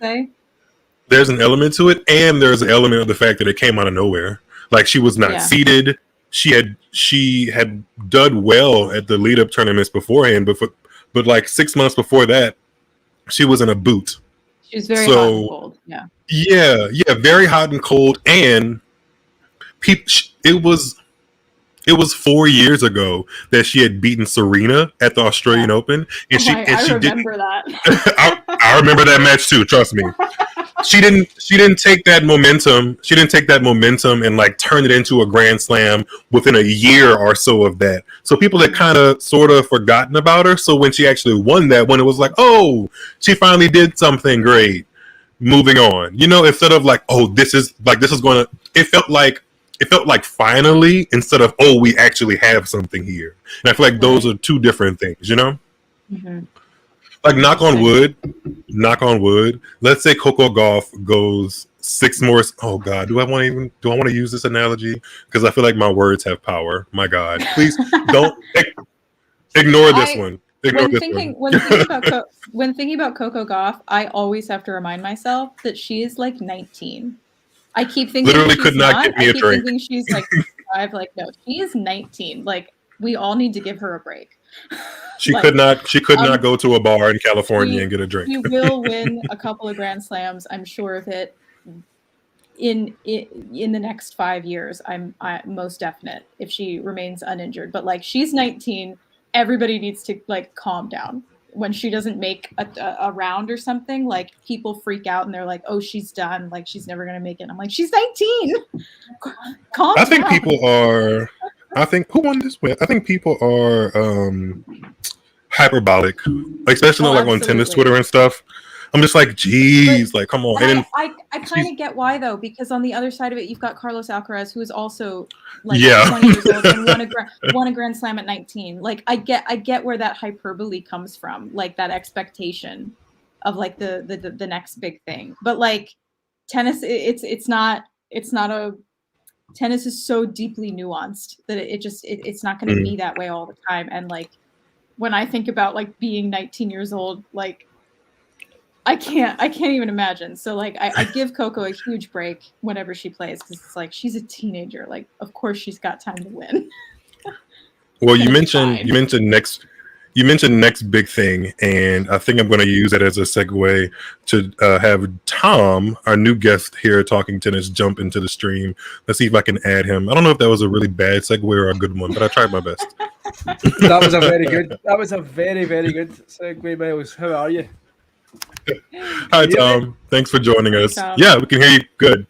Please excuse. I've woke up today and I'm loaded with the cold, so my normal clear Scottish tones might be a little bit phlegmy, shall we say? So, how you guys been doing? What have you guys been discussing? What can I join in with? We've covered like a wide range of topics. I feel like least of which the match at hand. What's happening in the match? I've missed a lot of the tennis. Only caught some of it today. It's pretty close to being over. It's for those who have not been watching. It is 5-1 to Svitolina in the second set. So she will be serving for it in a few minutes. Nightmare. Has Miles frozen or has he still got him? Oh no, Miles. He's just got a big grin on his face that's just... He's been holding that smile for a long time. Oh dear. How are you, Isabel? All right? I'm all right. Yeah. I feel unprepared for Wimbledon. I feel like I wasn't ready for it. I didn't fill out a bracket. Around. I've been busy. I kind of forgot about it. You know, I remembered last night that I was supposed to do a bracket and then I missed the time to do it. And now I'm not in competition with anyone and I'm not ready. I haven't even looked at the draw. I have no idea who's playing. Wimbledon blindsided you then, did you? A little bit. Yeah. Hi, Ghost. Yeah. How are you doing? Long time. As I say, I've not caught too much of it today, but from what I have done on day one, it seemed like a pretty blah day. Would you say that's fair to say? Well, there's a couple of interesting things going on. I mean, Felix Auger-Aliassime and Michael Mmoh are locked in a 4-set battle right now, and it's been a really tight match. I mean, a tiebreaker in every set. Oh yeah, right. And they're still hold and serve right now. Once this match is over, I'm probably going to turn that one on. Yeah. This being the Venus and Svitolina match. So that one is probably the most interesting thing going on right now. Everything else is still sort of in the beginning stages. Although Fritz has lost the second set of his match. Wow. Okay. So against Hanfmann, a German. So we'll see what happens there. Yeah, Yannick Hanfmann has taken it 6-2. I just saw that there. So he won at 6-4, Taylor Fritz. Silly old me had a wee feeling that Taylor could, go fairly well. I thought he had the game for it. I think I said it even in the last stream that we did together, Isabel. But he's not had a good grass court turn. No. And so, yeah, I thought it was a bit of a, I started off, I think, with Rublev. I had that on the telly. And apart from a little hiccup at the start of the second set, he pretty much won every point after that. Max Purcell was serving for the second. And then just fired it on to, what did I put on next? I think I had on Djokovic, and, after he overcame that first break and was a break up in the second, you were just like, right, this is going to be a procession. Mm-hmm. And then I actually, the Casper Ruud, I thought Casper Ruud was looking pretty good. Did you catch any of that? Just the tail end of it. Yeah. They were mostly showing the Djokovic match for some reason on the main feed here in the US, which seems rather pointless to me. I remember you telling me you have your quarterly struggle with the tennis broadcasters. Yeah, Miles and I just had a long debate. I wish I was there for about it, or not even a debate because we were kind of in agreement the whole time. Was it a bitch fest? Was it a little bit? Yeah, pretty much. Pretty much. Canny, I can't believe it. There you go. Ghost just going to pull up his comment for anybody listening and wondering why I've just started saying canny. My old friend Ghost has just prompted me to do so. I think there'll be a lot of. I think that day 2 will be a better day. Alcaraz, you've got Murray Peniston. I think there's more to offer in day 2 as there was today. There just wasn't really much going on, and the matches that I watched, it was just going the way that it was expected to. There is what I hope is a good match on right now. Sofia Kenin and Coco Gauff. I've got it on. I've got that on. Yeah, Kenin's taken the first set 6-4, which is a little surprising. So that could be interesting. I was very pleased to see that Leylah Fernandez won her match. Would you say that was a shock, or was she expecting? After she lost the second set, I was a little worried. Okay. But she won the third set 6-4, so she won the match. I was very pleased.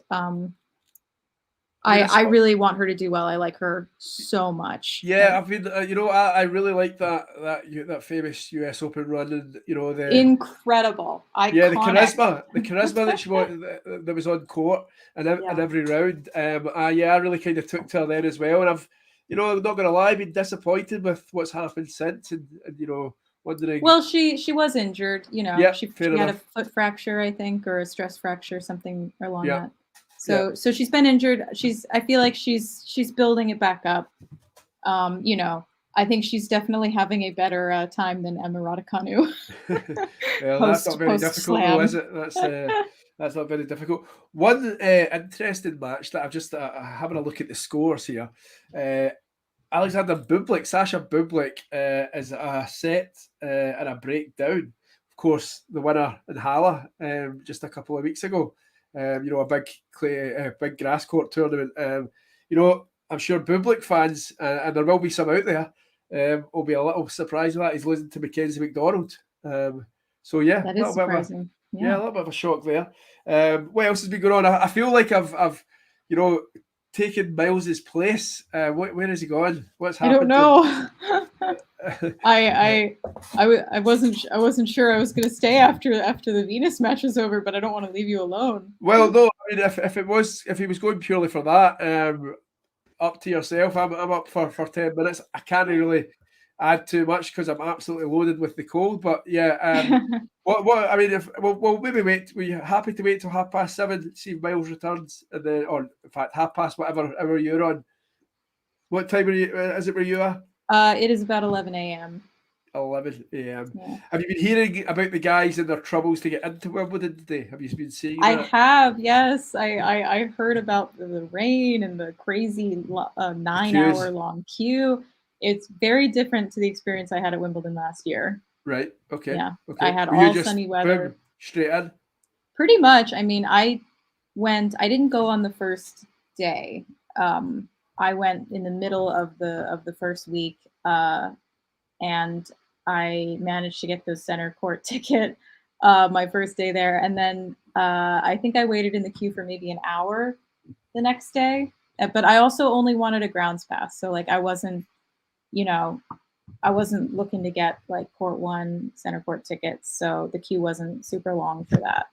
And it didn't rain the whole time I was there, which was nice. Funnily enough, it's been a decent summer in the UK as well, and I mean I'm 500 miles away from London, but I believe they've been having it okay. So I think this has just been a strange day, and the forecast is fairly decent for the rest of the week. To answer, where is it? Yes, if you're meaning Jack Edwards, he is. I believe he is somewhere in London having a beer with producer John Silk somewhere. wish I was there to join them, but unfortunately not. Thank you. But anything. Real quick, Svitolina was serving for this match, and Venus somehow broke back, amazing. And she is now serving to make it 5-4. Oh, interesting. I've got the. Are you watching that one at the moment? Yeah, I've got it here. Excellent. Well, keep us up to date with how that one's going. I've got Kenin Gauff at the moment, as you say. Sofia Kenin taking the first set. I didn't see too much of it. I know you mentioned that that's a little bit of a shock. I mean, Kenin, obviously former Grand Slam winner, riddled with injuries over the last 2.5, 3 years. But there is a player in there, isn't there? In terms of ability, power, tactical nous. But she's qualified. Oh, there's Miles back. There's Miles. Ooh. Can you guys hear me? Yes. I felt great. I felt as if I just come in and elbowed you out the way, Miles. I mean, that may have been true, but it's okay. I don't think I'll have a bruise or anything like that, so it's okay. You think I came in and pressed the remove button? It was like, see you later. Yeah, I don't even know what happened. My tennis stream went away. This went away. It was like my internet was just like, we need a break for a second. I've had a night like that on this channel where I was actually meant to be streaming a match, and yeah, it was out the game completely. So, but good to meet you, Miles. I've never met you before. I've done a couple of streams with Isabel before. I was just saying about day one at Wimbledon. For me, it's been a little bit blah, a little bit, nothing, really to kind of jump out of me. I started watching Djokovic, and as soon as he was a set and a break up, I gave up. That's why right there. Yeah. But I said that day two, that has a lot more for me, a lot more happening in it. So I'm really looking forward to tomorrow. Is there anything in particular you're after? Who's on that side of the draw? Carlos Alcaraz plays tomorrow, doesn't he? Yeah, he does. Yeah. We'll be interested to see that. And then on the other side, on Andy Murray, yes, I really want to see the I don't know, Team Tsitsipas as well. Yes, Team Tsitsipas. I hope they actually bring a good level and are able to play good tennis despite neither one of them liking grass. I would probably give the edge to Tsitsipas in that match, just given Team's performance of late. Same. Yeah, Team doesn't seem like he's even a top 50 player at the moment. And Tsitsipas, yeah, it's a shame. And Tsitsipas is a top 10 player, so there we are with that. And as obviously as a true Scotsman as myself, Andy Murray wins his. He'll be facing the winner of Tsitsipas and Dominic Thiem. I said to my mates yesterday, I said that honestly, I think Andy Murray can go quite well in this with the matchups that he's got, at least till maybe the round 4 quarterfinals. Do you see, if it's a Tsitsipas Murray, quite confident Andy Murray could do it? I think Andy would have a slight edge, only because Tsitsipas is historically not a good grass player, and Andy is. However, given Andy's history with cramping and such, I when it comes to the endurance, I'm not sure. Yeah, the Grand Andy Slam matches might have just a minuscule edge over Tsitsipas. I think if Murray wins his first round match, I actually like his chances over both Tsitsipas and Thiem, just because he's so much more comfortable on the grass. And I just watched that YouTube moment on Wimbledon where he was mic'd up with Yvonne Lendl. Oh, and yeah, I watched that. Yeah. According to him, this is the best his body is responding day in, day out since 2016, before the metal hip injury. So if he's able to make that match, This is where I struggle a little bit, because I was going to say if he's able to make that match not as physical, I think he wins that match. But then I don't know if Andy Murray knows any other way to play besides making matches physical. So yeah, I mean that was one of I watched that. I thought that was really interesting what they were doing there with the AirPods on. But that was the one line that I picked out from it at the end. I thought he's saying 2016 here, arguably his best year on the tennis tour. He's feeling as good at that. One thing that worried me was, he's setting himself up now. He's telling people that I'm feeling as good as I've felt in 6-7 years. If it doesn't go to plan, where does that then leave him? You know what I mean? Where does the career go from there? Because he's in his twilight years. Well, I feel encouraged, because in the the pre-tournament press conference, he didn't say when he's going to be retiring, but he did say he has a very finite stopping point. And I would imagine, and I think he and a lot of other tennis players are looking at post Olympics 2024. So if he doesn't do well at this Wimbledon, I think it'll be okay. I mean, I think he still sleeps well at night knowing he has two of them.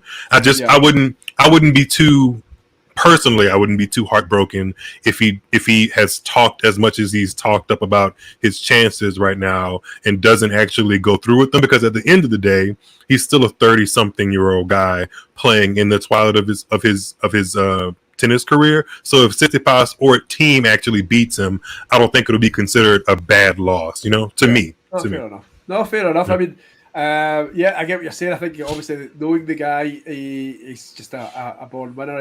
He hates to lose. So I think he'll still be an angry man if he was to lose that one. But yeah, that's why we love tennis, because it throws up these great wee storylines and subplots, doesn't it? Speaking of great storylines, I just want to hop in real quick and say that Michael Mmoh has a match point against Felix Auger-Aliassime. Oh, okay. Sorry, I'm trying to be nice. I'm very annoyed. You see, you're very annoyed. Yes, I kind of wish Felix just hadn't played. But you like Michael. I do. I just like Felix. Felix has given me more to root for. I'll say that. He's given me more moments to root for. And Michael's great. Like I'm happy for him. I just wish that the win didn't come against Felix, because if Felix was not going to be able to do the things he does well, career, wouldn't it? I think this Zverev win is better by maybe ranking. No, I don't think so, because at the time Zverev was coming off of that injury and he'd been out for a while. So and Felix is top. Felix 5, just isn't he? No, Felix just left the top 10. He just left the top 10. He just left the top 10 because Tiafoe got in there, actually. Right. I still don't think Zverev was ranked in as high as Felix is currently when he played. That's very fair. Speaking of which, he won because. I'm just going to ask, what's going on exactly? I mean, what am I missing? What's going on with Felix right now? He's just had absolutely no form or rhythm at all. He's carrying. His knee is pretty strapped up at the moment. Like in that match, it was pretty strapped up. He also withdrew from Lyon right before the French Open with a shoulder injury, and they specifically asked him at the pre-tournament press conference at the French Open, "Is it better, or like how is that? How is he managing that?" And he essentially just said, "I'm doing okay by just popping painkillers." So if he's dealing with a shoulder injury and a knee injury for a guy that is built the way he's built, that can't be advantageous for his career. In this match, though, I mean, every set went to a close tiebreak. I don't think he was playing poorly. Like he was not mishitting, really. It's just that, and I didn't get to see as much of it as I wanted, so I can't speak to this entirely. But it seemed to me the scoreline was showing that he wasn't playing poorly. He wasn't like letting points go or anything. It might just be that he's being out hit a little bit. Just by Michael. I think that his level had to have been, and all signs point to this, his level had to be a little bit more than below par for Michael Mmoh to beat him in 4 sets. Michael Mmoh is a good player, but Michael Mmoh, as much as I've watched him, unless something has changed, right? Unless something has changed between the last time I watched him and now, his weaponry doesn't add up to the same kind of weaponry that Felix has. So if both of them are using the weaponry that they have, I think that match goes relatively smoothly to Felix. It's just that Felix has had basically no momentum this season. The only time I've seen Felix look good was when he saved, and this is not a great barometer, but he was losing to Tommy Paul in Indian Wells and ended up saving 6 match points to win that match. Yeah, that was so good. That's the one shining moment, and he had to save match points to do it. So yeah. It just shows you though, in terms of different surface and different circumstance. Like September, October, November last year, Felix was the hottest player on tour. Do you know what I mean? He had that was like the best year of his career so far. Yeah, especially towards the indoor side of things. He was hot. He was unbeatable. Did he win 3 tournaments back to back? Yeah, he did. Yeah. He did the equivalent of a 1,000. Like he won two 250s and a 500. So Yeah. yeah. I think he play in a 1,000 final with Holger Rune. No. No, was that a 500? He beat. I think he beat Runa in the final of Basel. That was the 500. Yeah. But there was another one. The ATP Paris Masters indoors. I don't remember. I want to say it was in the Netherlands, but that might not be right. Was played. I remember watching him with Holger Rune last summer. I think it was after Wimbledon. Well, I know Felix has never made a 1,000 final, so that's not good. Yeah. No. As we look, I think Coco Gauff has went 3-love up in the second set, so all right, on course to take that to a decider. Yeah, I mean, Miles, we were chatting, I think, when we were away for a bit about the Kenin Gauff match. I think you'd maybe already spoken to Isabel about it, but where do you see that going if it does go to a decider? It could get tricky. I don't know if Sofia Kenin has more recent experience fighting back from a set down, as she has maybe in 2020, 2021 when she was playing some of her best tennis. So I think if it does go 3, I'll give a slight edge to Coco just based off of more recent form. But I've always thought maybe I didn't always love Sofia Kenin's demonstrativeness on court, but I've always thought her bare bones game had enough to be in the top 10. So I'm actually quite surprised that she's fallen off as much as she has. But if she does win this, I think that gives her another step in the right direction of feeling like she can be a top 10, maybe top 15 player again. But on the other side of that, this is a match that Coco Gauff should be winning, because right now in the today of things, she's playing a qualifier, and Coco Gauff should be beating qualifiers ranked outside of the top 100. So that's kind of how I feel.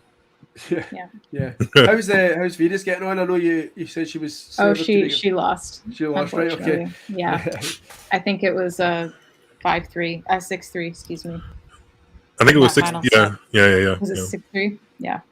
And, but she fought off Svitolina serving for the set once, and that And she finished the match. I thought for a second we were.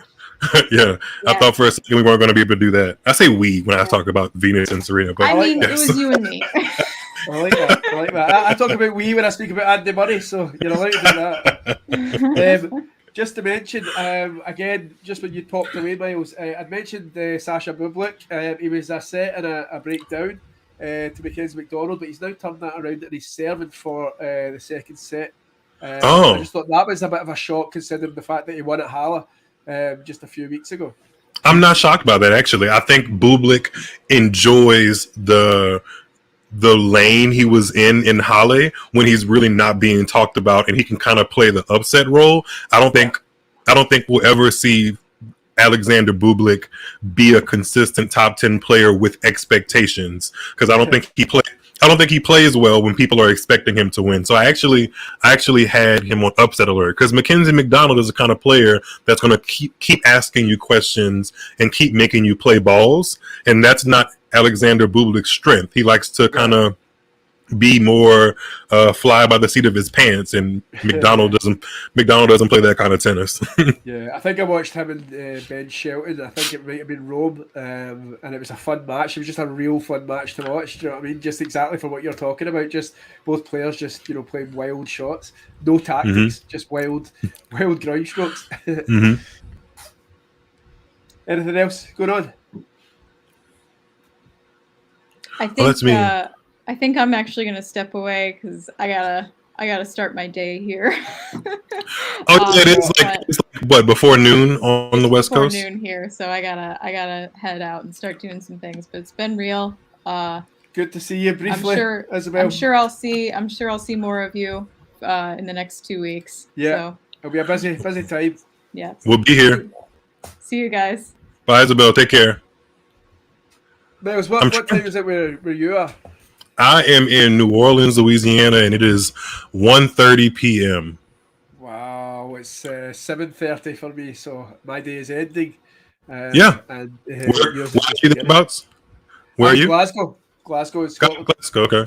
Yeah. So So not as warm as where you are. I suppose is it quite warm down there in the south? It's too warm. It's like 90 degrees Fahrenheit all the time. Yeah. Last year. I went. I think I've told the guys this before, but I went on a reporting tour as part of my job as a journalist by the day, and so I was over in DC, Minneapolis, and then we ended up in Phoenix, Arizona, in the middle of June, and it was unreal. It was like the most heat I've ever taken in my life. Couldn't walk from A to B without here sitting there when I need to sit down for a drink. Is your handle that's showing right now your handle on Twitter? It certainly is, Miles. Yes, I was going to say to you, I've listened to your Tuned Into Tennis podcasts a good few times. Great stuff that you've been doing, and thank you. And well, no, I was going to say I listened to the one with Caitlin Thompson of Racket Magazine that you did, and I remember you were obviously saying about how you don't have a great love for clay, and your sport or your surface was the grass. So I'd imagine, like, the start of Wimbledon, it's just like, the next installment of your favourite film franchise or something like that. This is your day, is it? Yep. Yeah. Yep.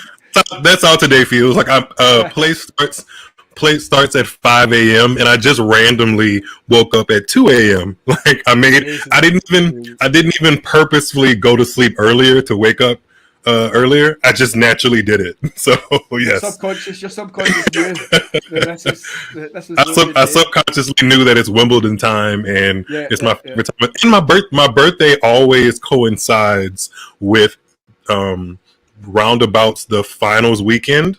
But since they pushed it back, my birthday is next Thursday, so it still kind of coincides with the finals weekend a little bit.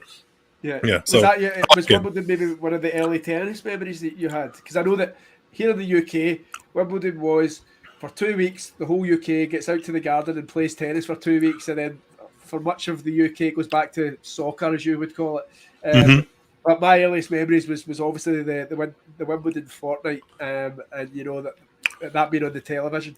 Is that the same for you? Or so when I think about, like, before I went full speed ahead into tennis, it was Wimbledon. It was actually Venus versus Davenport back in 2005, which is I feel like that's a great entry point to tennis. But my first Grand Slam that I actually watched all of was the 2006 US Open, and then by the time the 2007 Australian Open came around, I was hooked. I was hooked.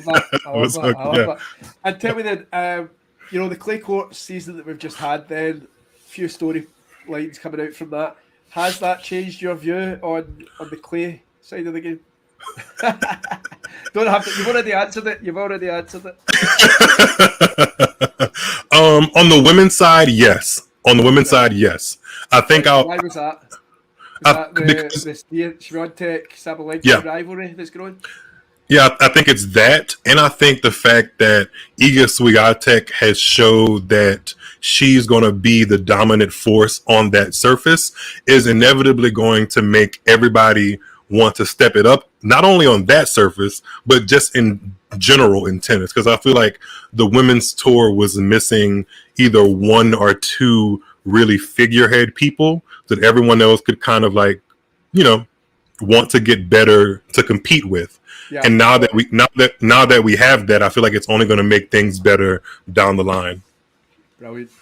No, I mean, I had a couple of thoughts. I think I shared them on this in terms of I was on the next day after the Djokovic Alcaraz the Friday match, and I think Jack had pretty strong opinions on the fact that Djokovic was going to probably go on to win that if Alcaraz hadn't cramped.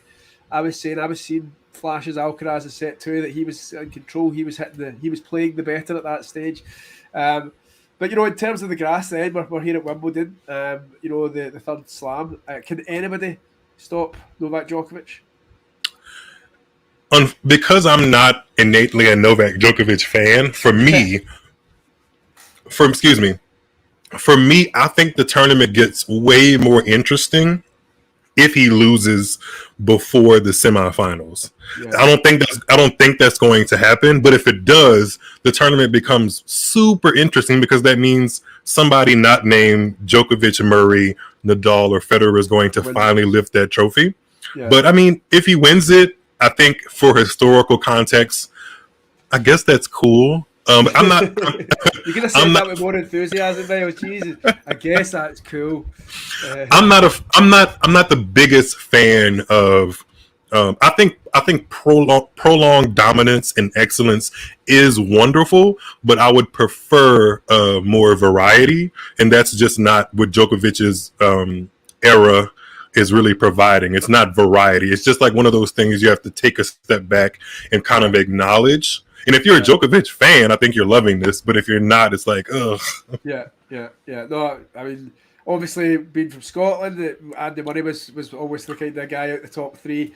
And then I think, I would probably lean towards Nadal the other three, apart from Murray.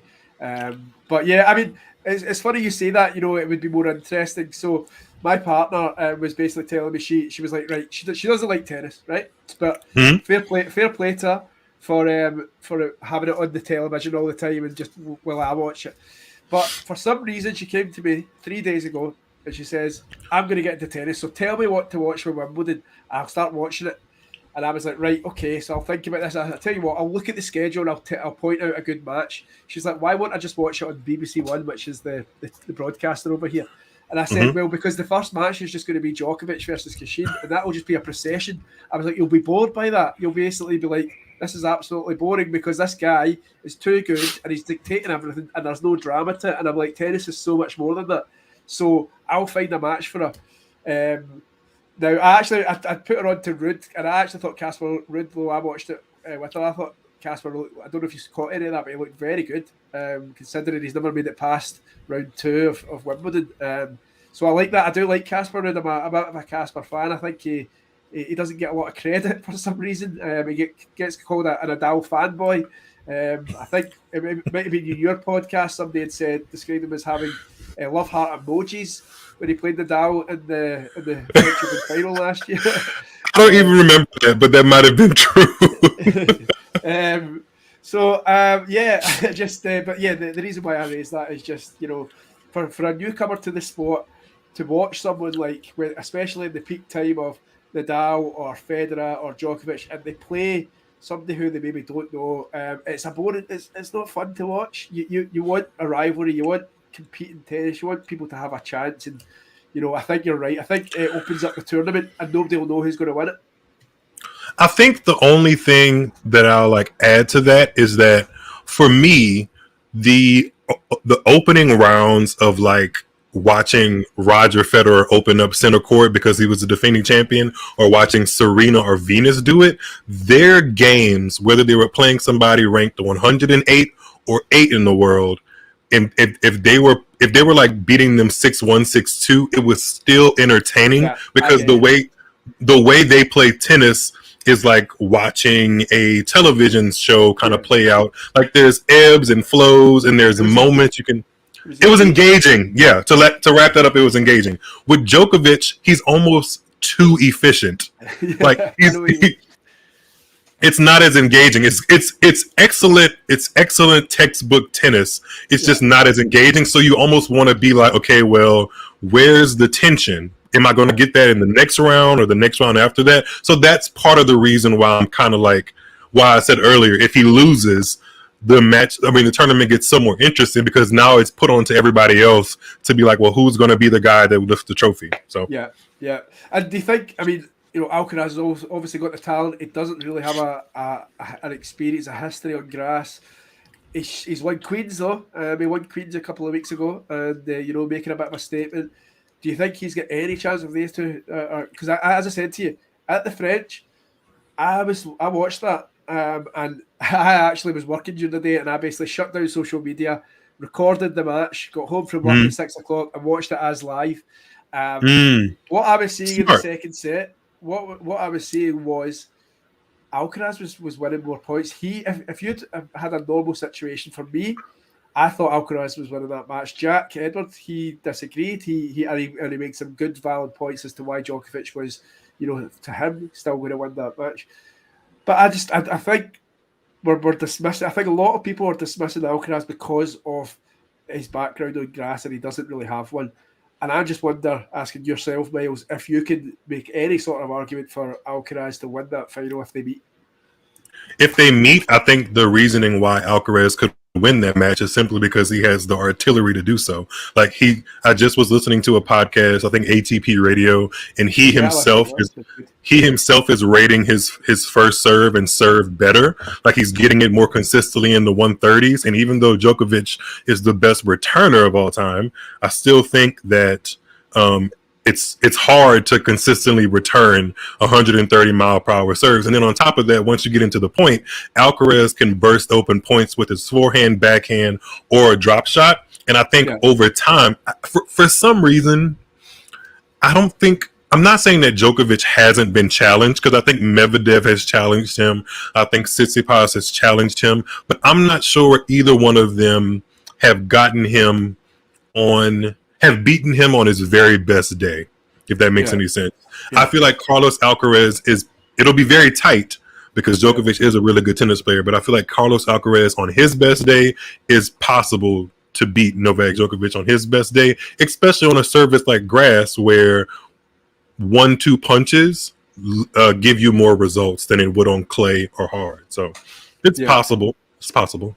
Yeah. I mean, as I said to you, I think that it just seems to me. I mean, the bookies are never wrong, and they've got him as a clear favourite. But I watched a couple of the Queen's matches, Alcaraz, and I think he was in a bit of danger against Rinderknech in the first. But after that, he didn't really look in much trouble. And he played De Minaur, who is a great grass court player. He's so pacey. He loves that surface, and he basically just bided his time. And picked him off when he needed to. So I was impressed. Again, I mean, Brady makes a good point about fitness. I don't know if that goes down to the fact that obviously he had those cramps. I don't think it was. I think Brady. Shout out to Brady, by the way. He's a great guy. I think people underestimate and also use recency bias to kind of come up with that or pose that question, because we've seen Alcaraz win back-to-back titles in Barcelona and Madrid, and that was over 3 weeks. So he can stay fit, and he's also won the U.S. Open over 2 weeks. So I feel like and he's won Barcelona and Madrid over a 2-week period twice now, back to back. So. And he won Indian Wells this year, which was 2 weeks. So I think there's plenty of evidence to show that he can stay fit. I just think that specific incident versus Djokovic, for whatever reason, has colored how people perceive his tolerance. I'm not really worried about his body. I think they're making smart decisions to make sure his body lasts longevity wise as long as it can, instead of just trying to pick up as many points as possible. I think he has a really smart team behind him. So yeah, I think there's although I see the reason for concern, because like a top athlete coming up with cramps is never a good sign, but I think he has enough in his resume now at this point to show that he can stay fit for 2 weeks and get the job done. I think he does. I mean, I think that experience in the semi-final, it'll be a learning lesson for him. Like, he can take that and move on from that, hopefully, and maybe he might be spurred on by that. He might be wanting to prove people,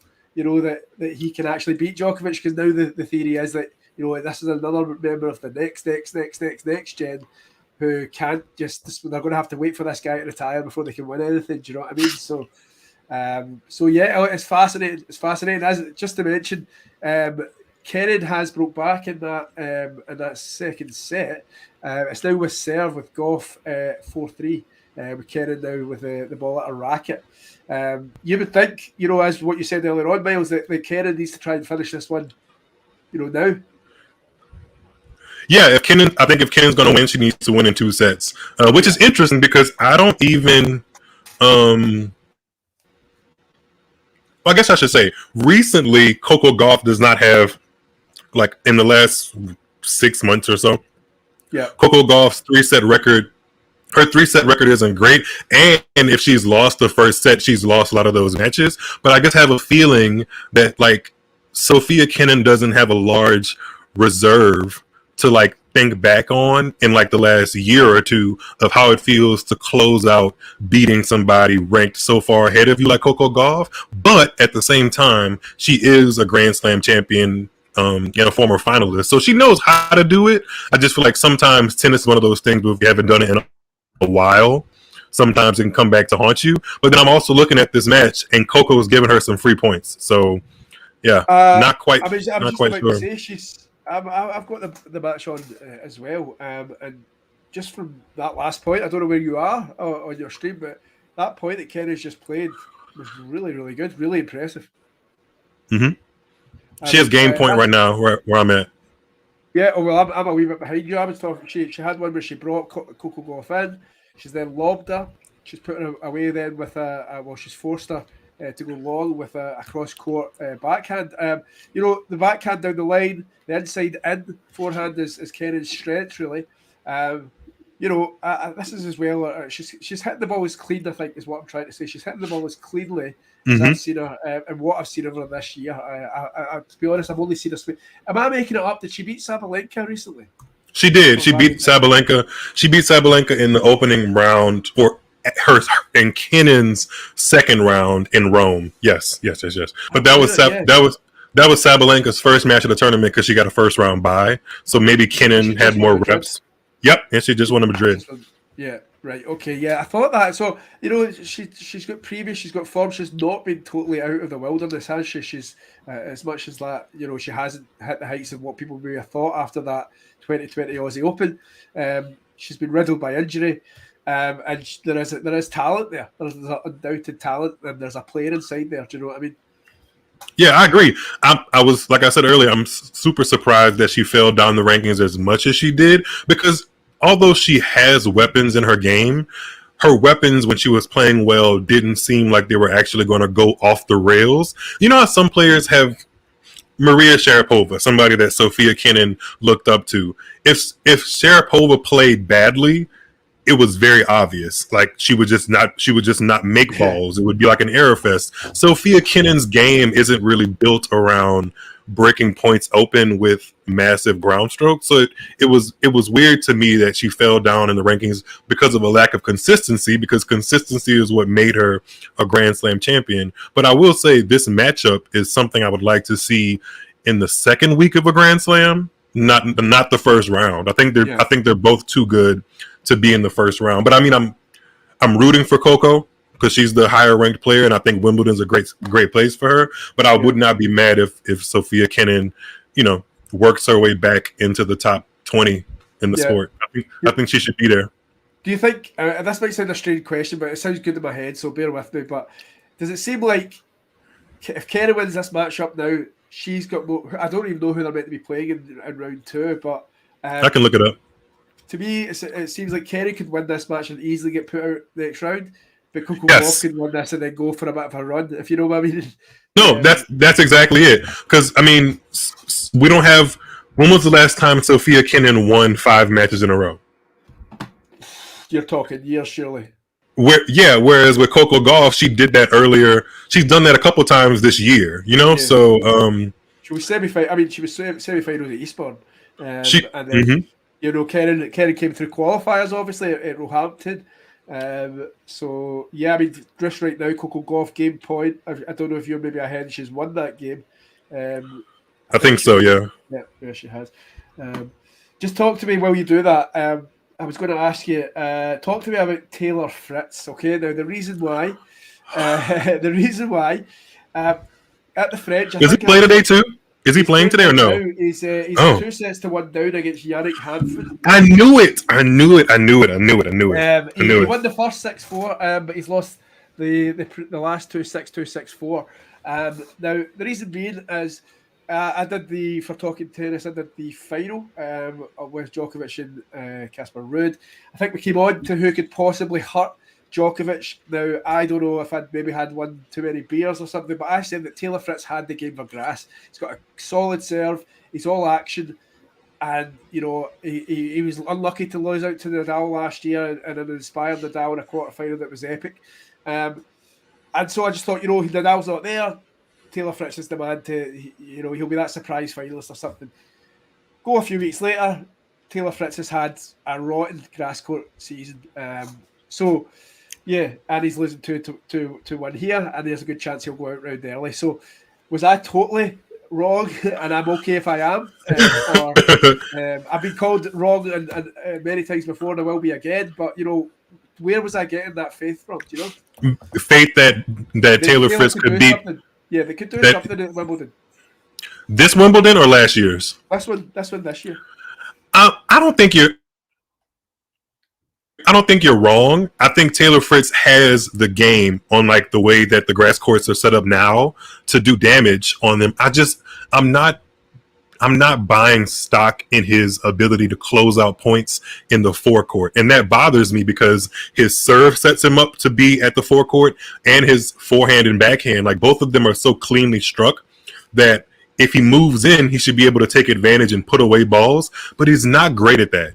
And he's not even like trying to get better at it against lesser ranked opponents. And I correct me if I'm wrong, Yannick Hanfmann made the semis of Eastbourne or Mallorca. Yeah, no, I think it was Mallorca.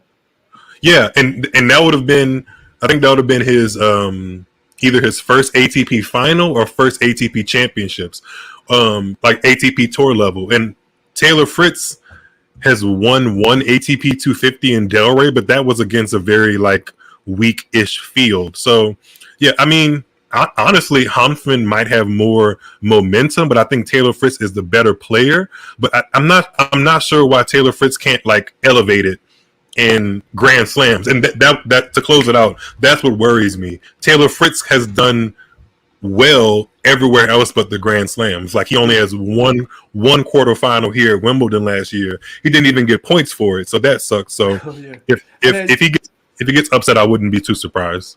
So we're sitting here 15 years time, and Taylor Fritz is announced his retirement. How many Grand Slams has he got?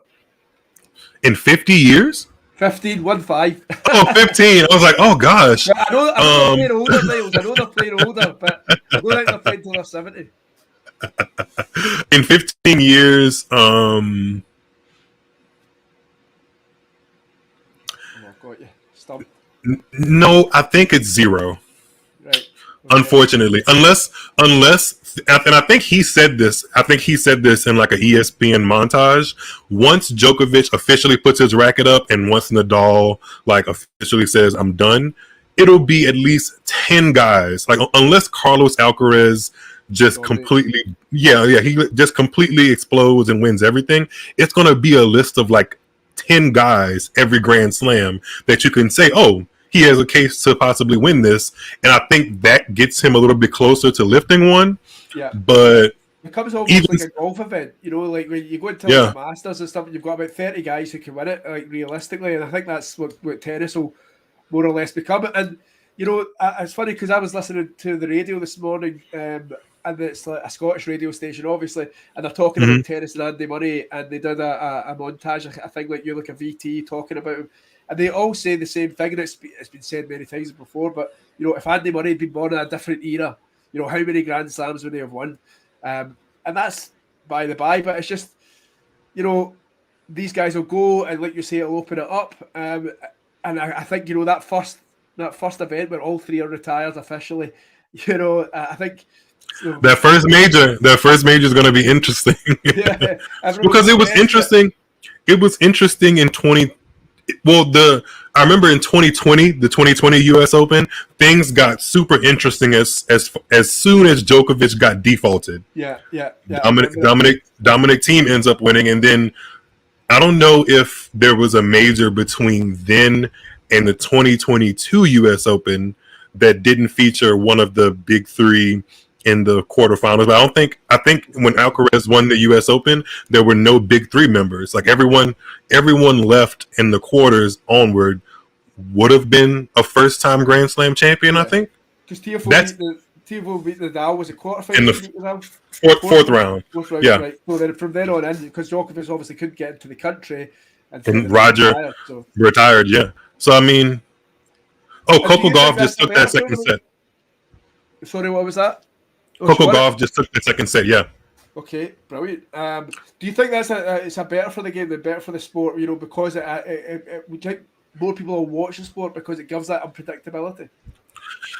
I think it's like 51-49 because I think I've seen some people be like, "Oh, I'm no longer watching tennis once Roger and Serena and Rafa are all gone." I get that because they changed the way people look at tennis, and their tennis was so engaging. But I feel like if you're a true tennis fan, like I am, I watch tennis is always on. I like variety. I like the fact that no one's going to be able to pencil in a Grand Slam champion on the ATP side the way I haven't been able to pencil in a WTA champion until very recently with Iga Swiatek at the French. Yeah. Everywhere else for the past 6 seasons, it's every Grand Slam is like 4, 5, 6 women that you can choose, and I think the ATP could use a healthy dose of that. Yeah, no, I agree. I agree. I mean, I'm not looking. That's a terrible thing to say. I'm not looking forward to when these people retire because I want them to. Have it's sad. Yeah, and also I don't think we ever maybe certainly looking back now. You had 4 of arguably take money out of it. They call it the big 4, but the big 3 and Andy Murray, right? But when we had them at their peak on Grand Slams, we had day 1 we had 2 of them, and then day 2 we would have 2 of them, and then you would get alternate days. Or Nadal's playing today, so that means Federer must be on tomorrow and stuff. And I don't think we ever kind of maybe properly appreciated what we had. But as you say, I'm always up for new storylines, new characters emerging, and the scriptless drama that is sport and that is especially tennis, and that's why I love it. So no, I agree. I think the future does definitely look bright for tennis. I know that probably bosses in the ATP are sitting there going, "We need a new superstar," and it's been good that Carlos Alcaraz has come around when he has for the game. I think that's brought some fans who were maybe drifting away from the game a little bit.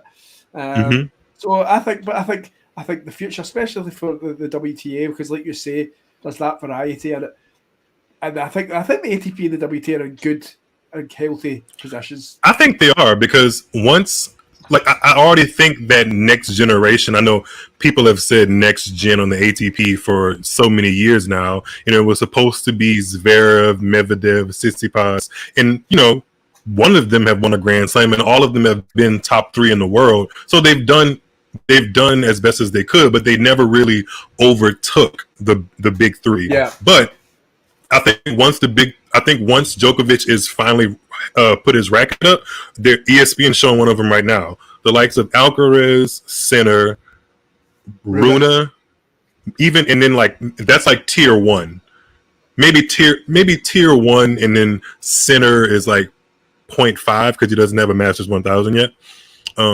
And then tier 2 is like Musetti, Felix Auger-Aliassime, somebody even younger like Arthur Fils. I think all of those names combined give you something to really watch, Yeah, and there'll be players who we're maybe not even aware of, maybe even like 16, 17. Yeah. There'll be players who'll come through that I mean, I remember the first talk of Alcaraz. I think it was maybe 21, maybe in Guatemala. I think he did something, or maybe got to a semi-final. I can't quite remember it, but I do remember getting worried that this guy's 16, he's going to be big. And obviously we're 2 or 3 years down the line, and he's fulfilled his potential. There will be players still coming through like that. There will be like new, characters in this drama to emerge. And I look forward to it. What I was going to say, Miles, I may duck away soon, if that's all right. I need to go and put my son down and also blow my nose because I'm absolutely choked up. Oh, you're fine. Is that all right? But it's been absolutely a smashing chat, and good to meet you. And let's do this again soon, buddy. And we should definitely do it again soon. Yeah, good luck, my man. All right, we'll speak soon. All right, take care. Cheers, Miles, buddy. Bye-bye. Goodbye.